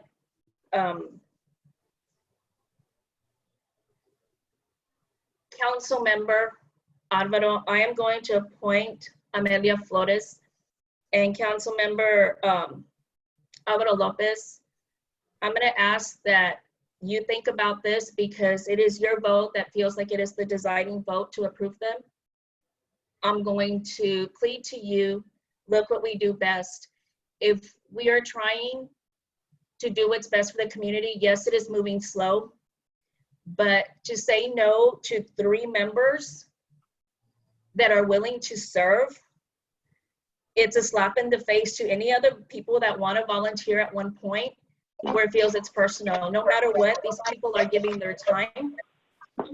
It is a time, it is their effort, their time being put in. So I do want you to think about that, Councilmember Lopez, because I am concerned, and everything that I learned in my courses, it's good to have committees to help us. It is good to have legal counsel to help us, because at the end, our legal counsel and our boards to look out what's best for the community and for the citizens. That is who we work for. So Mr. Lopez, I'm pleading with you because I know we have a divided council right now, and I hope that you can do the right thing because we have 3 community members that are willing to give up their time. I don't know how you feel about that, and I don't want it to be personal, but we have 3, and if we say no to these 3, then that's saying that we as a council are very personal on who we want on boards, and that's a very fine line, and I feel extremely uncomfortable with that. But you have 3 people who are willing to commit. 2 of those people have served on the park board, have given above and beyond. Right now it's a little dormant because we are in COVID. They are willing to serve the community. They are willing to learn. They are willing to read. Yes, we did have one that did leave. He wants to come back. Things happen, the people walk away, but he's willing to come back and try to help the city again. That is mine, and I want to go on record saying that because I am extremely hesitant that if we say no to these community members that are in good standing, that we are discriminating against our citizens who want to volunteer. That's the second time you say this council is divided, Christy. The first time it does, and you know what? I'm not going to address it with you. I am pleading with one council member right now. Back in February, you came to my house crying. Yes, I did, and then it feels we're divided. We haven't moved forward. We haven't, and I'm sorry that that's where we're at. And that was the first time you said that the council was undivided. And I wasn't happy with that, Christy. I understand that. My name is Councilmember Zambrano, Councilmember Martinez. My name's not Christy when we're in this situation. Thank Councilman Zambrano, why do you say that we're ununited? Look at the way we've been treating each other. We're trying to do what's best. I'm very uncomfortable with this. I'm very uncomfortable. I just want to do what's right. I want to move forward, and the assumptions need to stop. They really do. Everything needs to stop, Chrissy. Every accusation, Yes, and on you too, with you, Councilmember Martinez and Councilmember Flores. What are you blaming me for? If we're for? all going to communicate, then all of us have to do it together. Well, let's we have 3 people who are willing to serve, and I'm still talking, Councilmember Flores. Can you put a stop to this? We need to go on with our regular agenda item. What was the next appointment? I appointed Amelia Flores. Okay, thank you. We have 3 applicants, 3 appointees as per section 211. Is that point 007? I'm sorry you had to hear this, Ms. Rodriguez, but that's how it's been since over a year already. And it's just ugly now. It's just ugly sometimes I just want to resign, but I won't because then they'll just run all over the place, all over the city. Which brings me a question. Why are you on board tonight? Were you asked to come on board, or is this free of charge that you want to join our meeting? I mean, because we already have a Councilor Kubitschek to consult us on any legal issues. I was asked to come on board due to the planning and zoning items that are on the agenda today. That's what we figured. Expecting you to be on the meeting tonight when we already had Mr. Kubitschek. Yes, well, I'll take responsibility for that because of this, okay? This has got to stop, Mayor. You need to behave with your actions. Enough is enough. When you called back February, when you called Chris, what you called him? I did not understand what you're saying, Pablo Martinez. Oh, Chrissy clearly came to my house late February after we had a workshop. And what was that you said to me, Christy? I'm very just upset with that. Yes, yes, and we're trying to move forward. Yes, things were said back and forth. Now, unfortunately, we haven't moved forward when I thought we would all be on good terms, and it seems that we're not. You And asked we're me how we're using gonna fix items this. to be personal. You asked me how are we gonna fix this? Have you attempted to try to fix this? Has a mayor Have attempted you? to try to fix this? Have you talked to the mayor? Have you made phone calls to the mayor and try to fix it too? It's a The two-way mayor street. won't talk to me other than when we're in a meeting like right now. He hasn't talked to me in over a year. Mayor, can we stick to the agenda items, please? It's already, we need to discuss what's on the agenda. So what was the next? Okay, I'm lost. I need a motion. There need a motion. I need a motion to appoint the appointment of these three volunteers. I make the motion to appoint the applicants Jesus Alvarado, Amelia Flores, and Noberta Zambrano to the Planning and Zoning Commission. A motion is being made by Councilwoman Zambrano. Is there a second? I second it, Mayor. Second by Mayor Pro Tem Odilia Reyes. Okay, let's take a vote. All in favor? Aye. Do I hear any abstentions? Is there everybody against?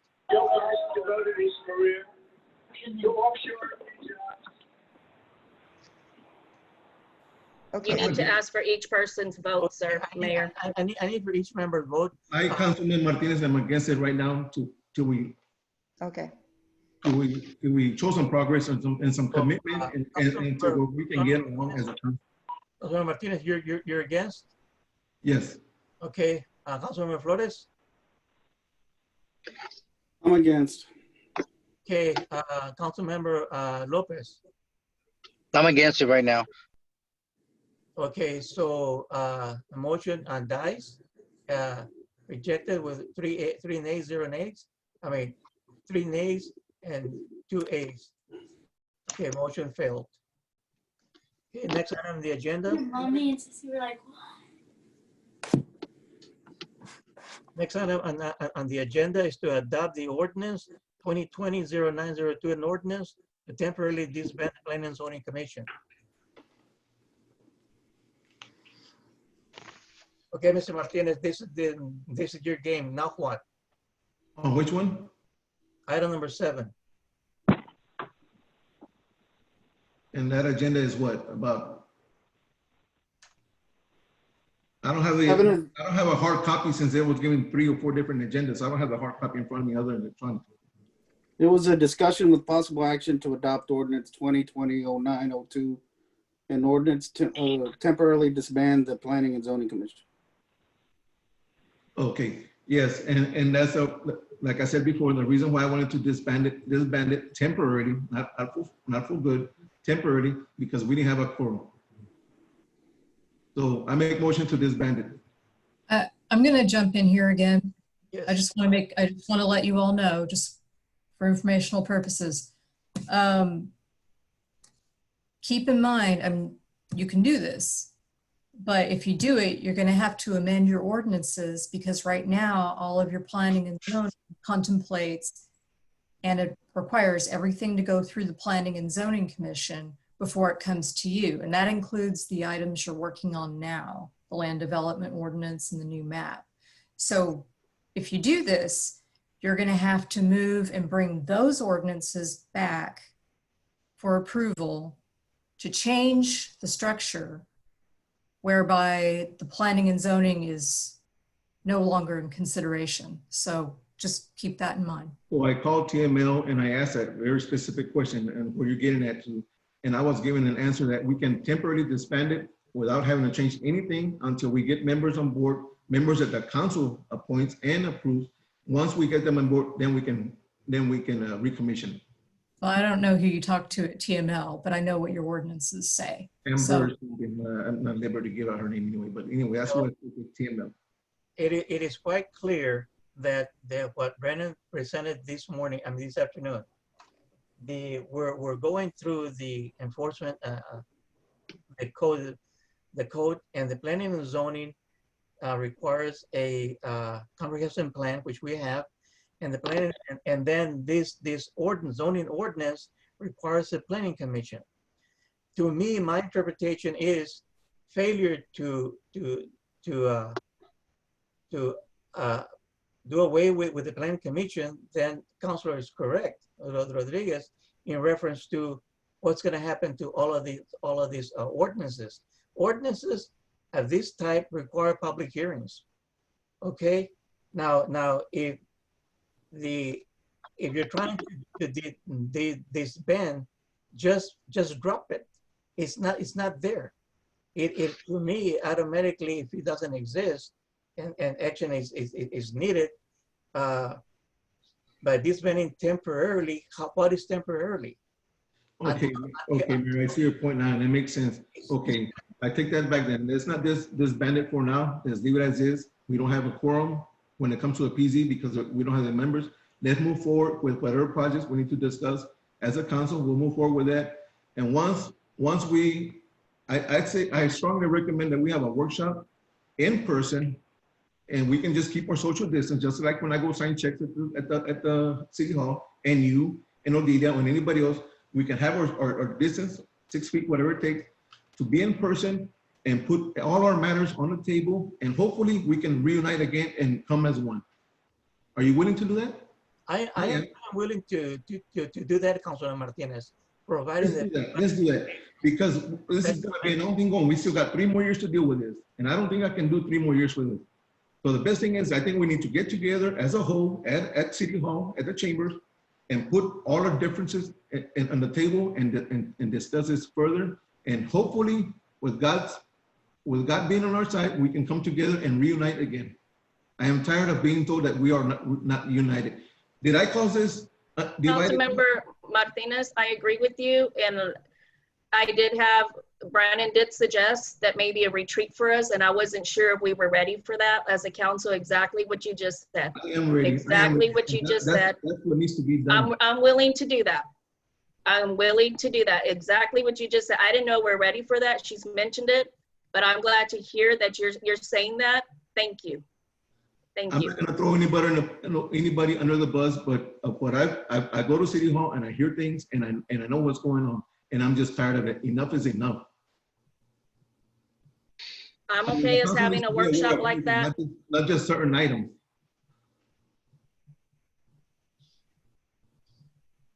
I'm okay with that. I'm okay. I mean, if that's what it takes first for us to talk about it, discuss it, put everything on the table in order to move us forward, definitely. I'm hoping that we could do something like this, get together in person, not this Zoom virtual thing. Get together in person and put our differences on the table and discuss so we can move forward and reunite again. Now, I sincerely feel that is necessary. That is called a sensitivity group or a T section. I've attended some of those. It gets very emotional, but I would recommend that you have a professional to guide the rules and regulations, because I've been in some that got out of hand and it wasn't worth it. I've been in some that are being structured by professional people and keeping it in order. That is my professionalism right now. That's why I'm still on board. Councilmember Martinez, I agree with you on that. I'm telling you that is something that I know she doesn't mind me saying that Ms. McDougall has said, like, maybe y'all just need a retreat. Y'all got to come together. And I said, I don't know if we're ready. I don't know if we want to do that. And the fact that you brought it up, maybe there's a reason for it. Maybe this is the direction. Just like you said. Last February, Christian, and you asked me how we're going to fix this. And what did I tell you? You didn't know if we could. I told you, I don't know where the division came from, But yes, I am willing to sit down and talk again with everybody. And you said that I carry the votes. I don't carry the votes. Alvaro doesn't, and Chris doesn't take action. Well, you know what I told you, what one council member had said, and maybe they spoke out of term when they said that.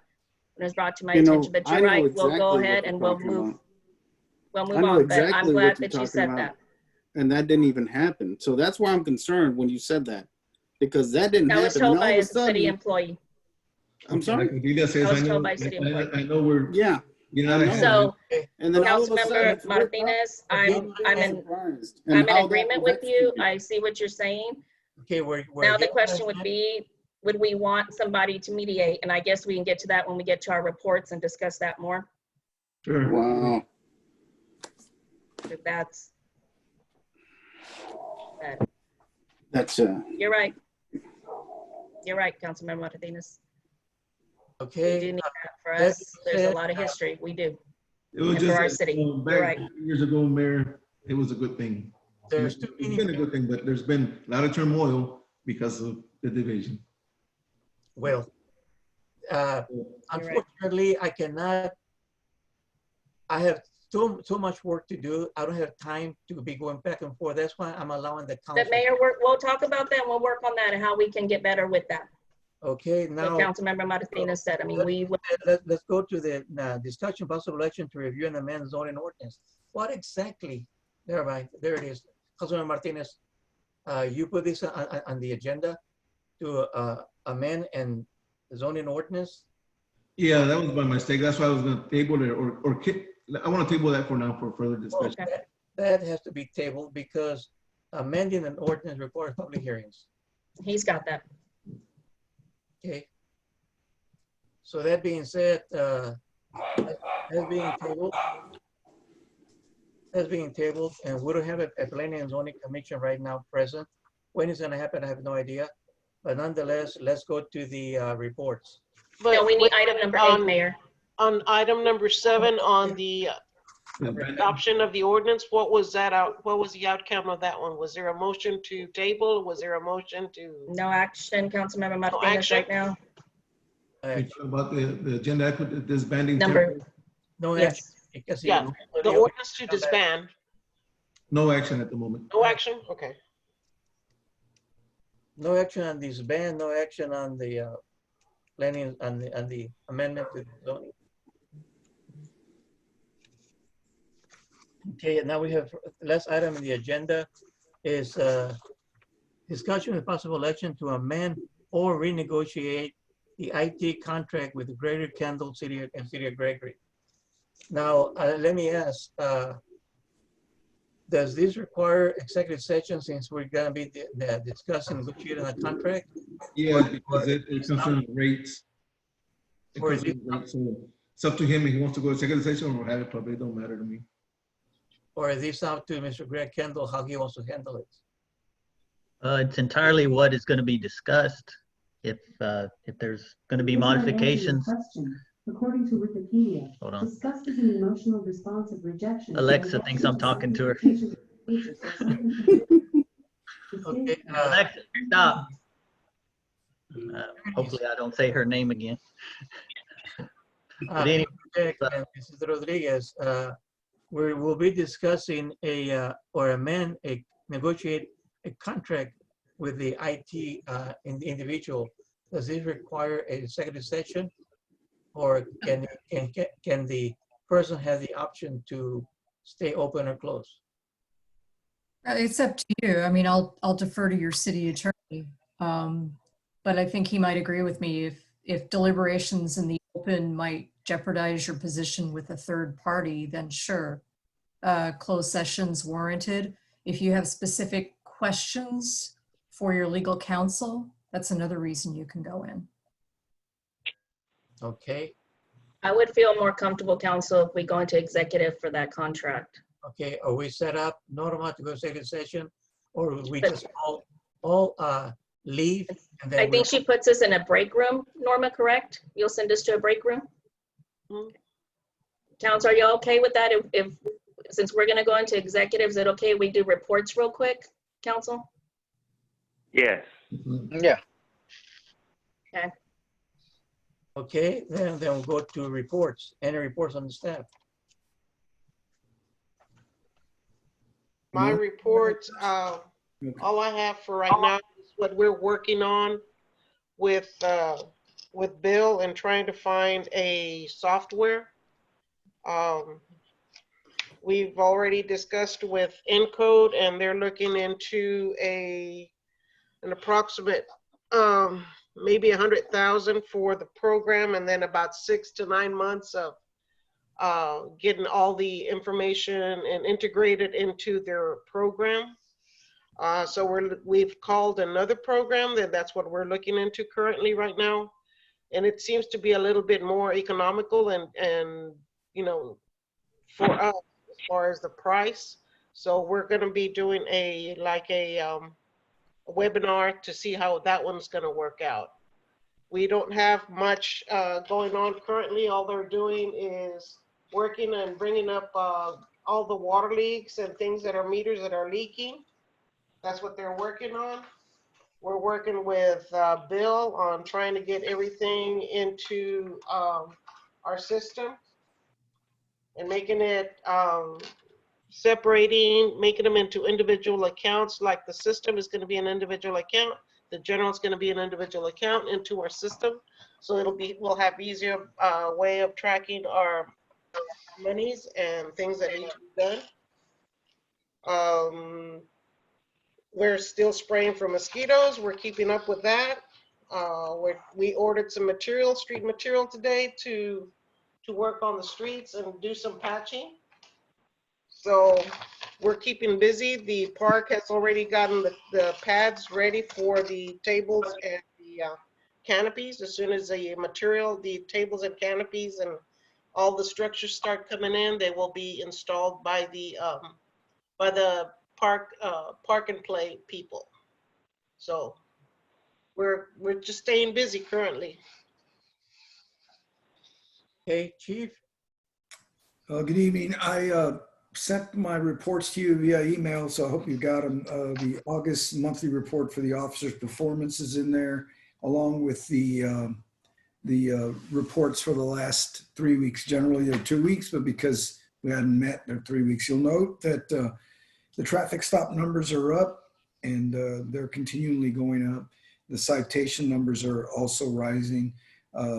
So the officers are keeping busy. They're also writing or issuing out a lot of warnings, so they're not just writing everyone a citation they come across with. We've had a rise in arrests and assaults. We haven't had too many issues with what's going on around the nation or around the country, generally speaking, but we have had some arrests where we had to use force. We had a pursuit as well where force was used. So it's getting a little more hectic, a little more dangerous for the officers, but so far everything seems to be okay. You'll notice the numbers are going up on everything. So I think the trend is going to be continued in this pattern, especially with all the refineries, and as the businesses begin to open again, you'll notice their numbers are going to go up. The officers are still pretty much content with being here, and so far morale seems to be okay. That's my report. Okay. Steve, how is Sergeant doing? How is our sergeant doing with he's good? He's healthy? Oh, Officer Martinez? Oh, yes. He's back to work. He's been back for a while. He's okay. He tested negative twice. Everything is good so far. So thank you. Yeah. Okay. Is there no other staff member present? Okay. Any council members? Any reports?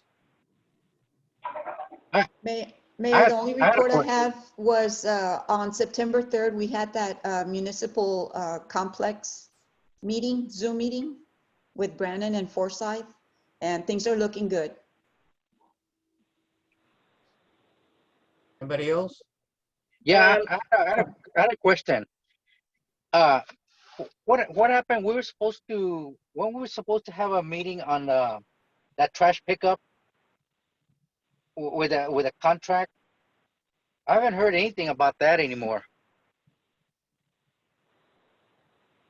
Who are you addressing that to? I have no idea what you're talking about. Are you asking about Republic? Yeah.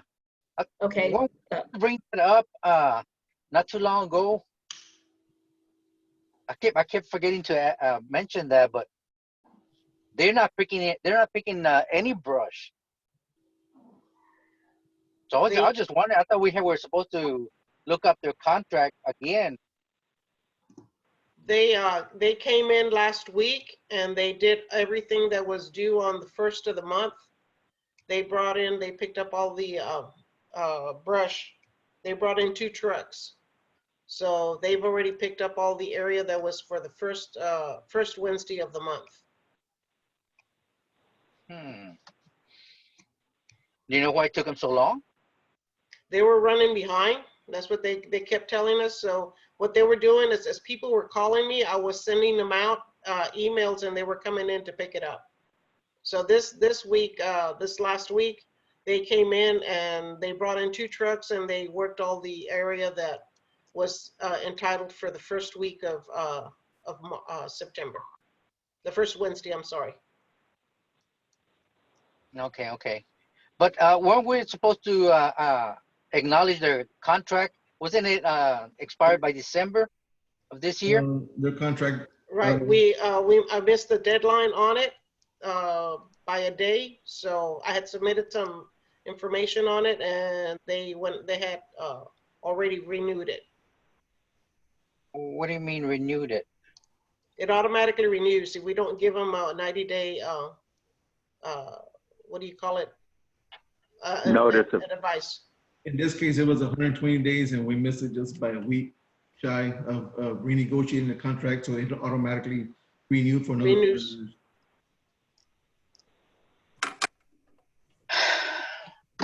Okay. I mean, 5 years? Before we go into executive session with IT, I want to elaborate a little bit more on the disbanding agenda. I'm still not happy with not disbanding it, not because of my personal reason, just because we don't have a quorum and enough P&Z members. So let's go back to that one and just take action. I still want to. I'm not comfortable with still having the P&Z on board. So I'd like to go ahead and disband it temporarily so we can move forward. Councilmember Martinez, Already done. I'm gonna request of you, going back, I really want that workshop so we can discuss things and put it out there. I know you did no action because of what it would change on everything. I'm concerned. We can just wait until we. Oh my, Christy. So, like I said, let me go ahead and take action on that one. Can I just ask you one question? Sure. Did you write it or did somebody else write it for you? I copied it. Okay. I mean, we do that all the time. Councilmember Martinez, I just want to make sure we copy it from other cities. I copied that it. no pressure is being put on you by anybody else. No, it's just when I have my mind set on something and I'm not comfortable with it, I want to be 100% sure. So, I mean, I'm just requesting it. It's up to the council. It's up to you, to Odelia, Councilman Chris Flores, and Councilman Alvo to decide. I can't decide for nobody. I'm just So we're requesting. going back and voting on an item. Right. Okay. Can we do that, council, after we've taken no action? We've been through this It's before. still on the agenda. You can go back. On the agenda. So, Mayor, with that being said, I make motion to disband the. Motion. We're under the presentation part. We're not under the discussion of the agenda. Yeah, that's already passed. That happened before.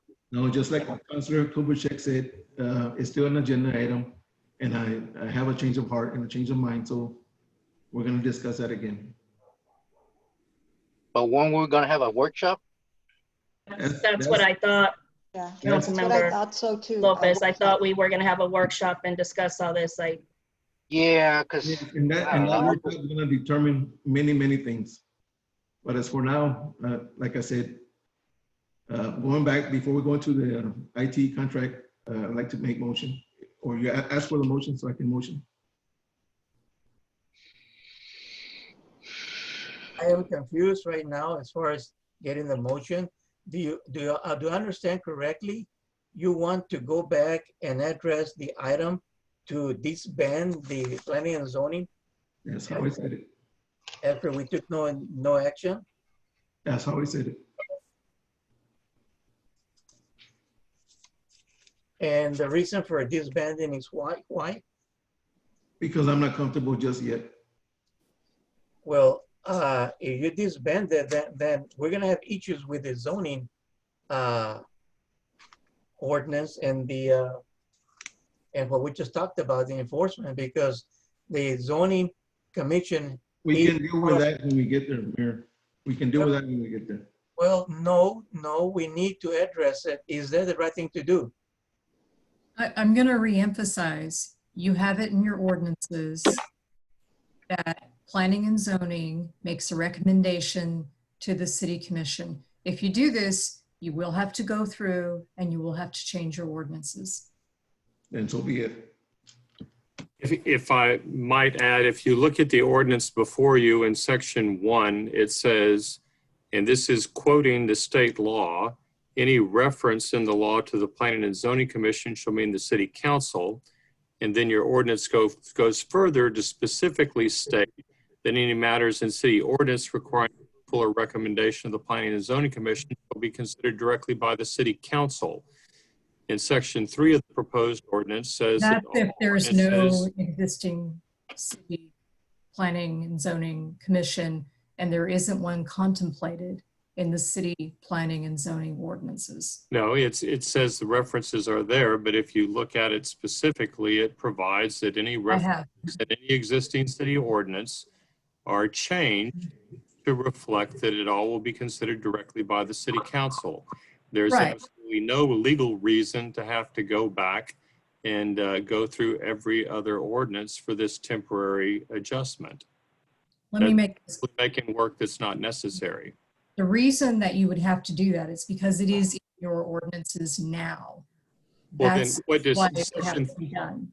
But section 3 of this proposed ordinance says all ordinances in conflict are specifically repealed, including any parts of ordinances. And so that adjustment is being made. All you're doing is trying to create a lot of additional work that does not need to be done. No, that's not the case at all. Right now, you have contained within your code, there has been a legislative decision that the planning and zoning will apply. Now you can go back and you can retract that and you can name the city commission, that's fine. But that would require amending your ordinances. This ordinance amends all of those ordinances, section 1 and section 3, specifically in the ordinance before the council today. It's stated there specifically in section 1 and section 3. Mr. Bell, did you advise Council Martinez on this? Yes, we talked about it, of course, and we've copied And you the work for a city developer, secretary on correct? this. Yes. You work for a developer? Yes, I work for the developer. I've spoken to you before, and there's no question about what is going on here. We've had a project that we've been trying to get moved forward since. And I understand that, Mr. Bell, but I'm very uncomfortable. We have been waiting since approaching one of our February. council. Are we soliciting a vote, or I'm a little uncomfortable. I want to make sure that we're doing what's right, and it's like having a workshop first and let us discuss this. I want to do what's right as well. I've asked you, I do everything according to the law and according to the book. I've talked to the city secretary since February trying to get consideration. And the issue now is you have a planning and zoning commission that will not meet, and no consideration will be made, and we just need to move on. And I understand that, but you know that we also need our zoning map. Mr. Bell, I understand that you work for the developer. We have gone through this before as a council, and we have to look out for our citizens first, our city first. And that's why we also have special counsel here to help us. I respect you as an attorney. I understand that, but now I'm extremely uncomfortable when you just told me that you have been in contact with Councilmember Martinez and moving this. And I understand you want to move forward. I'm also looking at moving forward, looking at the land development code and having all of that. This is no secret, Ms. Councilman Zambrano. Norma's been in the loop the whole time. He's been staying in contact with Norma. I've been talking to Norma also as well when I go to City Hall and discuss this project. It's no secret, so you can't really say that. Okay, I'm just a little uncomfortable with it. There are no secrets here. There's nothing going on other than trying to get Gregory moving.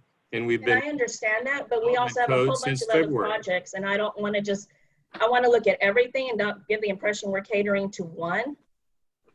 And our planning and zoning, you weren't ready, they weren't ready anyway when they still didn't have the zoning map. We're waiting on that. I'm just a little uncomfortable when I thought on this item that we were going to have a workshop. Now we're going back. No, the workshop We've still gone- stands. The workshop still stands. Very uncomfortable. Yeah, I feel the same way. So Kubuchek, since the agenda is still and the item and the agenda is still in tonight's meeting, I can still move forward with it. Well, That's what I told you. Mayor, take a vote. He's made the motion. See if there's a Mayor, just second. take the vote. Just take the vote and see what happens. Yes. So Councilmember Martinez wants to retract and disband the planning and zoning. So ask for the motion, Mayor. Okay, what are the consequences? It doesn't matter. This is what he wants to do. Ask for the motion. Okay, because I was told to say one thing, Mr. Bell, if you feel like this is holding your petition for annexation, why are you not doing it? No. It's just not holding Mr. Bell. It's holding also. No, Mayor, just stay on this agenda. I really, Okay, let's go back. This is the I case. thought we were gonna have a workshop, but, okay. Mr. Gubachek, you tend to agree. I don't feel comfortable at all because I understand that, but I it's on the understand, Mayor, agenda. but he made the motion, so you asking for a motion, please. Mayor, you need to ask him for a motion, please. I know I'm still thinking. It doesn't, Okay, ask for a motion. Okay, do I hear a motion?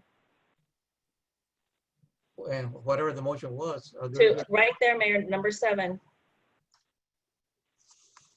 Okay, do I hear a motion to adopt ordinance 2020-09-02, an ordinance temporarily disbanding or disband the Planning and Zoning Commission? I make motion to temporarily disband ordinance 2020-09-02. A motion be made. Is there a second? I'll second it. Second by Councilmember Luis Flores. Now do I hear a vote? All in favor? Nay, Aye. I want to wait for a workshop. Nay. Okay, Alvaro, you say nay also? Aye.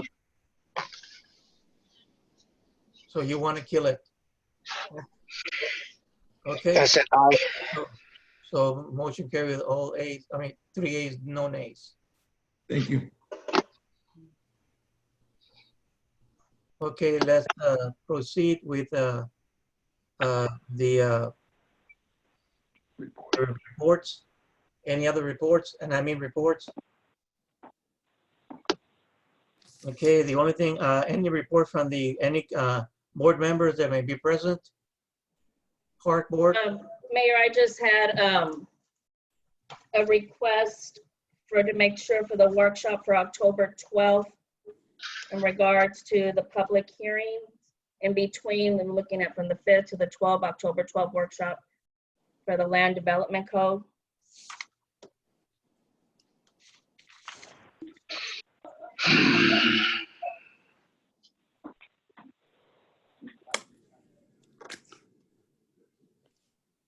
When did you want to set it for? October 12th, because Ms. McDougal was saying between the 5th of October 5th and then the one after that. Okay. And then Mayor, I guess, to request a retreat and ask how that can be done, where it's just the council in the retreat. Well, in this case, based on the behavior, I would strongly recommend that we have a professional person there that can keep order. I strongly recommend that our officer, our chief of police be there. I second that one. There's no second. I mean, I'm just asking I'm just for a saying. day. What else do you that want we to can. recommend, chief? Please. Chief, have you ever done mediation? I guess that's what we're looking for. Every day, the officers and with people in the public, every day. So I guess Norma, it's checking to see how that would be put, because it's looking more as a retreat where it's the city council. I Yes. don't know if that's an open meeting or how that would be with. When things like that happen, they're normally not held here in the city. They're normally held at a situation that is. I mean, all I'm asking is a simple get together to put our differences on the table and discuss it and make ends meet, hugs and kisses, whatever it takes, just as long as we can reunite. So that would be more of a workshop then? No, Okay. well, you can call it a workshop. They're called retreats. They're sensitivity sessions where you speak your mind. And that's Okay, why. and that's fine to set up a time. Council, I just want to make sure, as Council Member Martinez said, and that social distancing. I know a lot of us have been in different places. I just want to make sure that we can keep that. And we're in an area we can make sure with our social distancing. Yeah, I mean, it's no different when you go to your class or the mayor attends meetings or I go to work or so. Okay, Yeah. I just want to just make sure. So council, what day?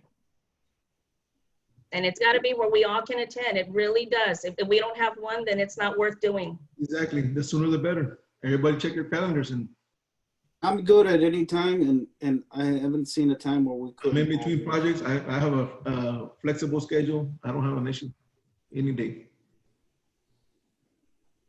Evening It doesn't matter to me. or weekend? We have council members at work as just like you, so. I That's what need I'm to know asking. what day, because I'm going on vacation and the last 2 weeks, when is it, September? I'm gonna be working overnight, so I need to know, I need to get a date before I can work something out. Otherwise, I won't be able to attend. Council member, Set your Mayor Pro date. Tem Odilia, are you off anytime this week? I'm off this Thursday. Council? I'm Thursday, good council? Thursday. If Thursday you want to do evening, it soon, council? Thursday, I'm off. How does next week sound? Any day from Sunday to That's when I start overnight. That's what she was saying, we're trying. Mhm. And then Okay. after that, I go on vacation the first week of October. So when's your next available date? Hopefully not this week. Okay, because for now, That's when she is, that's why she was saying, that's why I asked for the Thursday. She said Okay. Thursday. It's just that I'll be out of town Thursday, Friday, Saturday. I'll be back Sunday evening.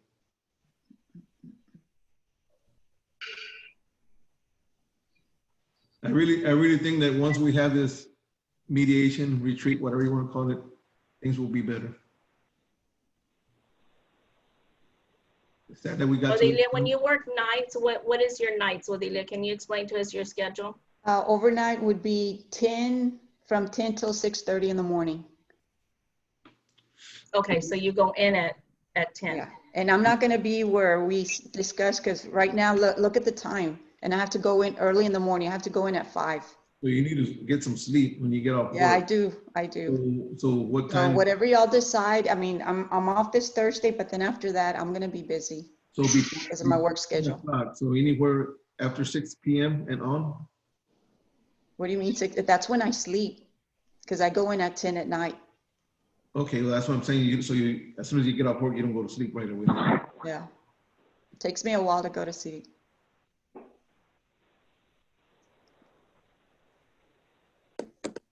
Council, I'm hoping we can find something. I don't know how long y'all want to wait. I mean, I don't know. I'm a passive person, I'll work with all of y'all, but, I think whatever it is y'all need to discuss, I'll do my best to be there. But like I said, I'm off this Thursday. Send Norma the dates you're available, the time. And I think we all need to do that. And then we can put it all together and come in and we're gonna have to decide on a date. So let me throw this one out real quick. Just see, Councilmember Martinez, when are you out to? Sunday? Well, I mean, I can be back early Sunday morning, but yes, I'm out till Sunday. Okay, Councilwoman Odelia Reyes, what time do you usually nap? I mean, I'm just looking at what's best. I think the sooner we meet, the better. And if we're all willing to work around and try to get some time to do this, I would like to. I think if it goes past, if we go until the end of the month, then I think things are just going to accumulate. Like it's going to snowball. That's just what I'm saying. Yeah, because if we're really in this, like to try. That's just what I'm like trying to. Yeah, but I'm also thinking about my schedule because right now it's been hectic at work and.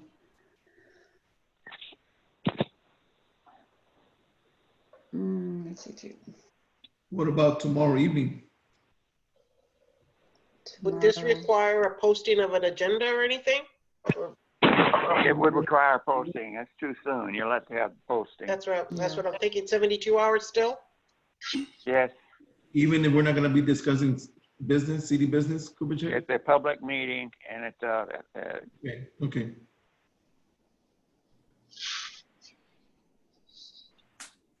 I mean, with Sunday, guys, I don't know. I'm just checking Sunday anytime. Sunday. 2 hours? What do y'all think? 2 hours? I don't know if 2 hours will work. Yeah. I'm gonna take a moment here. Excuse me. I'm going to take a moment here. I think we're done with all the planning and zoning, so I'm going to scoot. Thank you. You all have a good night. Good night. All right. Thank you. Bye-bye. Good night. Good night.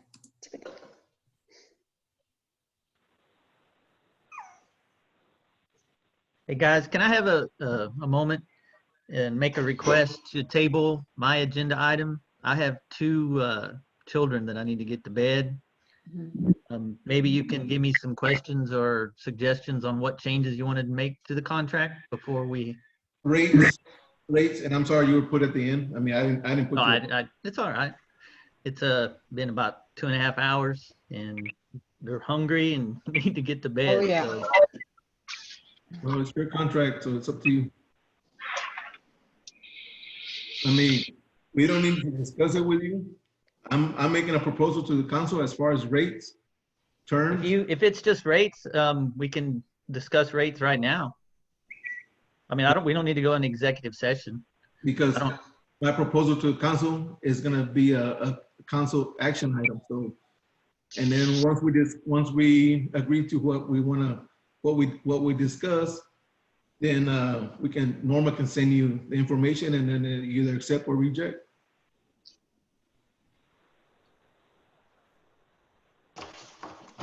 Okay. Okay.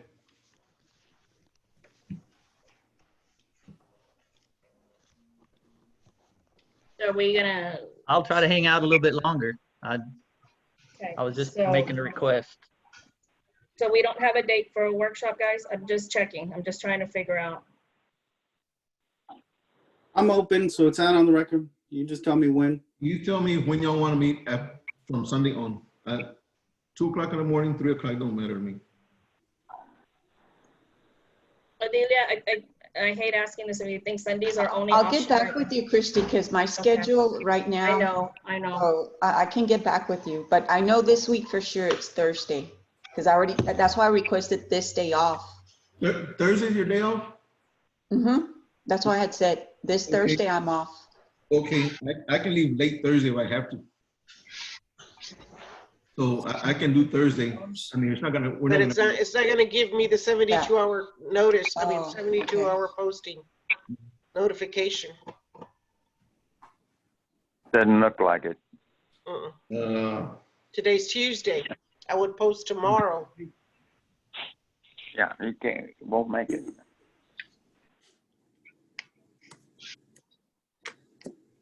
Okay, we've been discussing this. Okay, what about time and place? What location? What? Council chambers, City Hall. The community center at the housing project is completed. Okay. You know, we can talk to them. Like I said, council members, email Norma the days and times you'll be available. And of all of us 5, 6 with the mayor, there's going to be a certain date and a certain time where we will be able to meet.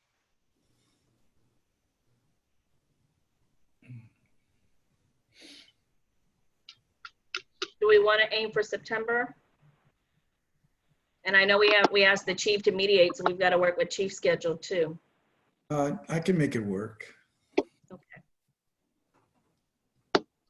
Delia, do we want to aim sometime in September? I'll get back with you, Christy. Okay. I can find out, but I won't know my schedule until Friday for the Okay. following. Okay. Okay, let's not forget this. Let's keep this in our minds and make it happen as soon as we can. Like I said earlier, I feel that once we discuss our differences, I think we can.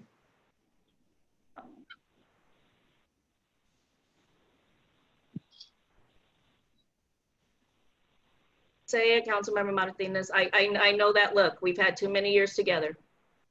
No, I'm just saying, I mean, we can make things work again, reunite. I mean, if you call it division, we can, whatever you want to call it. Let's come to Jesus meeting. Yes. He will be there.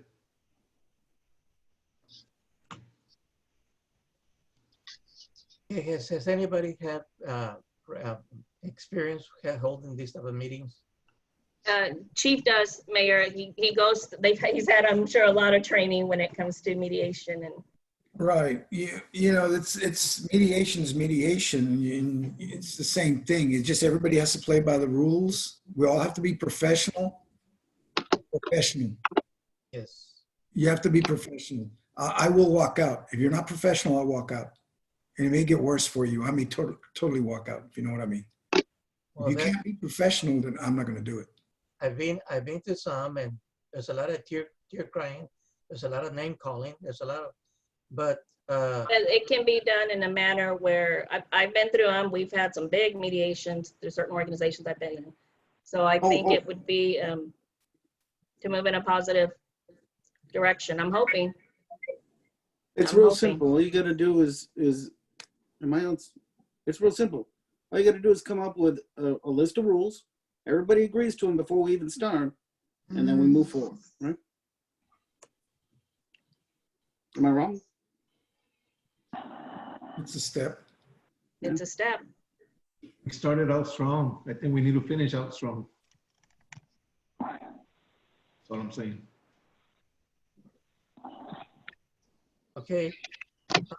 You'll decide when and where, and then we'll take it from there. And now, are we finished with the IT?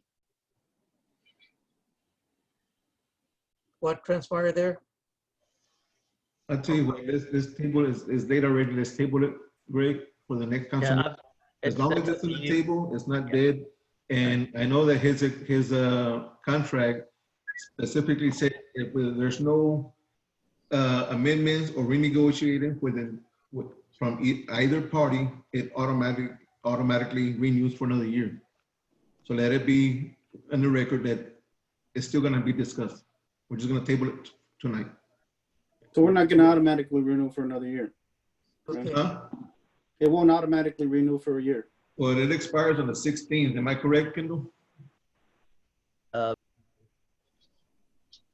believe so, yes. The 16th. And our next meeting's on the 14th. But it was signed on the 25th. So Yes, it expires on the 16th, but it was signed by you, Mayor, on the 25th. yeah. So Yeah, it was. So if it's stable, it'll be taken care of on the 21st. Yes. It's still enough time for the 14th. Okay. That being said, then do I hear a motion to table this? Hey, I still had another, I had a question. I still had a question about the Republic. Okay, but Okay. are we gonna That's table? later. Greg? Real quick, I'm sorry, Alvaro, I didn't share this with you because I just don't share everything with everybody, but it should have been part of my report. I did email Christian Santos, the Republic manager, whatever his title is. And I reached out to him in regards of the brush not being picked up because concerned citizens are bringing up complaints on social media, but they're not bringing it up to City Hall. I don't know if Norma's been getting complaints, but when I get on social media, Facebook or any other book out there or whatever, there's complaints as far as the brush not being picked up, and that there's been witnesses and witnessing 3 trucks in Portland. So anyway, long story short, I brought it up to him. He said he was gonna send me a list of the streets that have been covered, and he did. And that he I have to read the email, top of my head, I can't remember exactly his words, but he jumped on it. He actually drove to town and drove around where his driver said that they picked up the brush and that he himself witnessed that it was picked up. Like I said, I can't assume that these complaints are legit because, it's social media, and if it was legit, I would have imagined they'd come to City Hall and bring it up, but it was just social media. I just wanted his attention. He brought it up. Now he wants to discuss it further. He actually asked me if I wanted to have lunch with him sometime this week. I said I couldn't, but I look at my schedule. I don't know what he wants to talk about, but I mean, it's whatever it is, no different than when Odila spoke with De Los Santos. We don't make promises. We can hear him out. That's just like the mayor. He hears out other people and doesn't make promises. So I might just accept his invite if it's not too late and see if anyone else. But he did show me a list of the streets that have been covered. He actually said Encino Street was covered on August 21st. I recall my neighbor across the street having trash out there, and it's still there, but he throws trash all the time. So I saw where the old trash was because the grass is burnt. And so they did come. I have to say they did come because they had a white mattress. Now it's a blue one. So anyway, so I did talk to him about the brush being, and he's aware of it, that there's complaints. As far as contract, we're in it for another 5 years. Well, but the thing is that like we're a contract at over there where I work at. If the contract's not met, we can break the contract and we give them 30 days. I'm just saying if they're not doing their job, which they haven't. Why haven't we? Can I interject real quick? Councilmember Martinez, do we let Kendall go? He's still here. I didn't know. We're on another topic. I know, but we have to review and discuss that contract before we can just. Okay, we're still okay. So we're still on the where item? we're at right now. So we went back to the item agenda? I was lost on where we were at. Where we at? I was answering council. I don't know. I'm lost. I thought we were in reports, and then from reports we went to the agenda, and then from the agenda we go back to reports. So I have no idea, but I'm going to be control of this. Okay, my report is this. Then we go to the agenda. The CCN. Mayor, excuse me real quick. Kendall, if you need to leave, I already told you we're gonna table it. So. Okay, that's what I meant. Like it was. So we're okay. Kendall, it's being tabled. Okay. It hadn't been tabled. There was a motion. Nobody but made there a wasn't motion. Nobody's made a motion to table. I'll wait for it to be finalized. Okay, I'll make motion to table the IT contract between Kendall and the city of Gregory. Motion be made to table it. Is there a second? In the following meeting. I'll second it. Second, by Christopher Flores, all in favor? Aye. Aye. Opposed? Thank you, everybody. Aye, sorry. Okay, I heard 3 yeas and 2 abstain. Who abstained? I didn't hear a nay. I'm sorry. I'm sorry, Mayor. I didn't abstain. I thought I said aye, but I was on mute. I didn't hear you. Okay. I'm sorry. Aye. so it was all A's, all right. Okay, all A's, 0 nays. All right, back to the reports, and I only have one. CCN, very, very important. We just got word from Mr. Ruiz, and City Secretary is supposed to refer this information to every council member. RIPCON has already settled, City of Portland, City of Gregory, RIPCON with the Public Utilities Commission, and we have that property that we talked about. Now we need to take action and start taking steps to amend our CCN and request to serve that particular area that we have talked about, which is twice as big as what we have right now. Okay, that's what I'm working on also, along with the LMIs, along with the mitigation grants, along with the capital improvement funds. And it's just one thing after another. It's been extremely busy, and nights like this are not really what I want to hear, but nonetheless, that's the way it is. So that's all I got to say. Mayor, I do want to say one thing. I was on mute. Councilman Martinez, I just want to let you know that you were putting words in my mouth.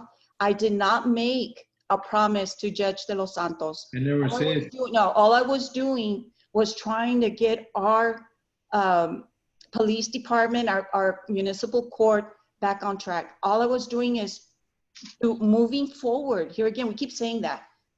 But that was it. I never made any promises to Judge De Los Santos. All I wanted to do was help out. I was taking action when she was referred. She was referred very highly. So, but that was it. I never made any promises. That's all, Mayor. Thank you. We had that discussion, Odilia. Thank you. And if you want to refresh your memory. But is there anything else, Mayor? No, when we have the mediation, I'll show you all the text between me and you, Odilia, and you'll see where I never accused you of making promises, okay? No, but you just said it right now. Okay. Okay, that being said, everybody, the City Council is over. We're here, motion to adjourn. I'll make the motion to adjourn at 9 something. What is it? I'm sorry, 9:07? 9:08. 9:08. To adjourn by Mayor Pro Tem Willie Reyes, 908, 0 second. I second it. Second by Councilmember Martinez, all in favor? Aye. Aye. Aye. Opposed? Motion carried, all ayes, 0 nays. Okay, thank you. Thank you. Good night. Thank you, Chief. We'll get back to you. We'll send our schedule to Norma and let you know as soon as Odelia's got one. And I'll send my schedule too. So thank you, Chief.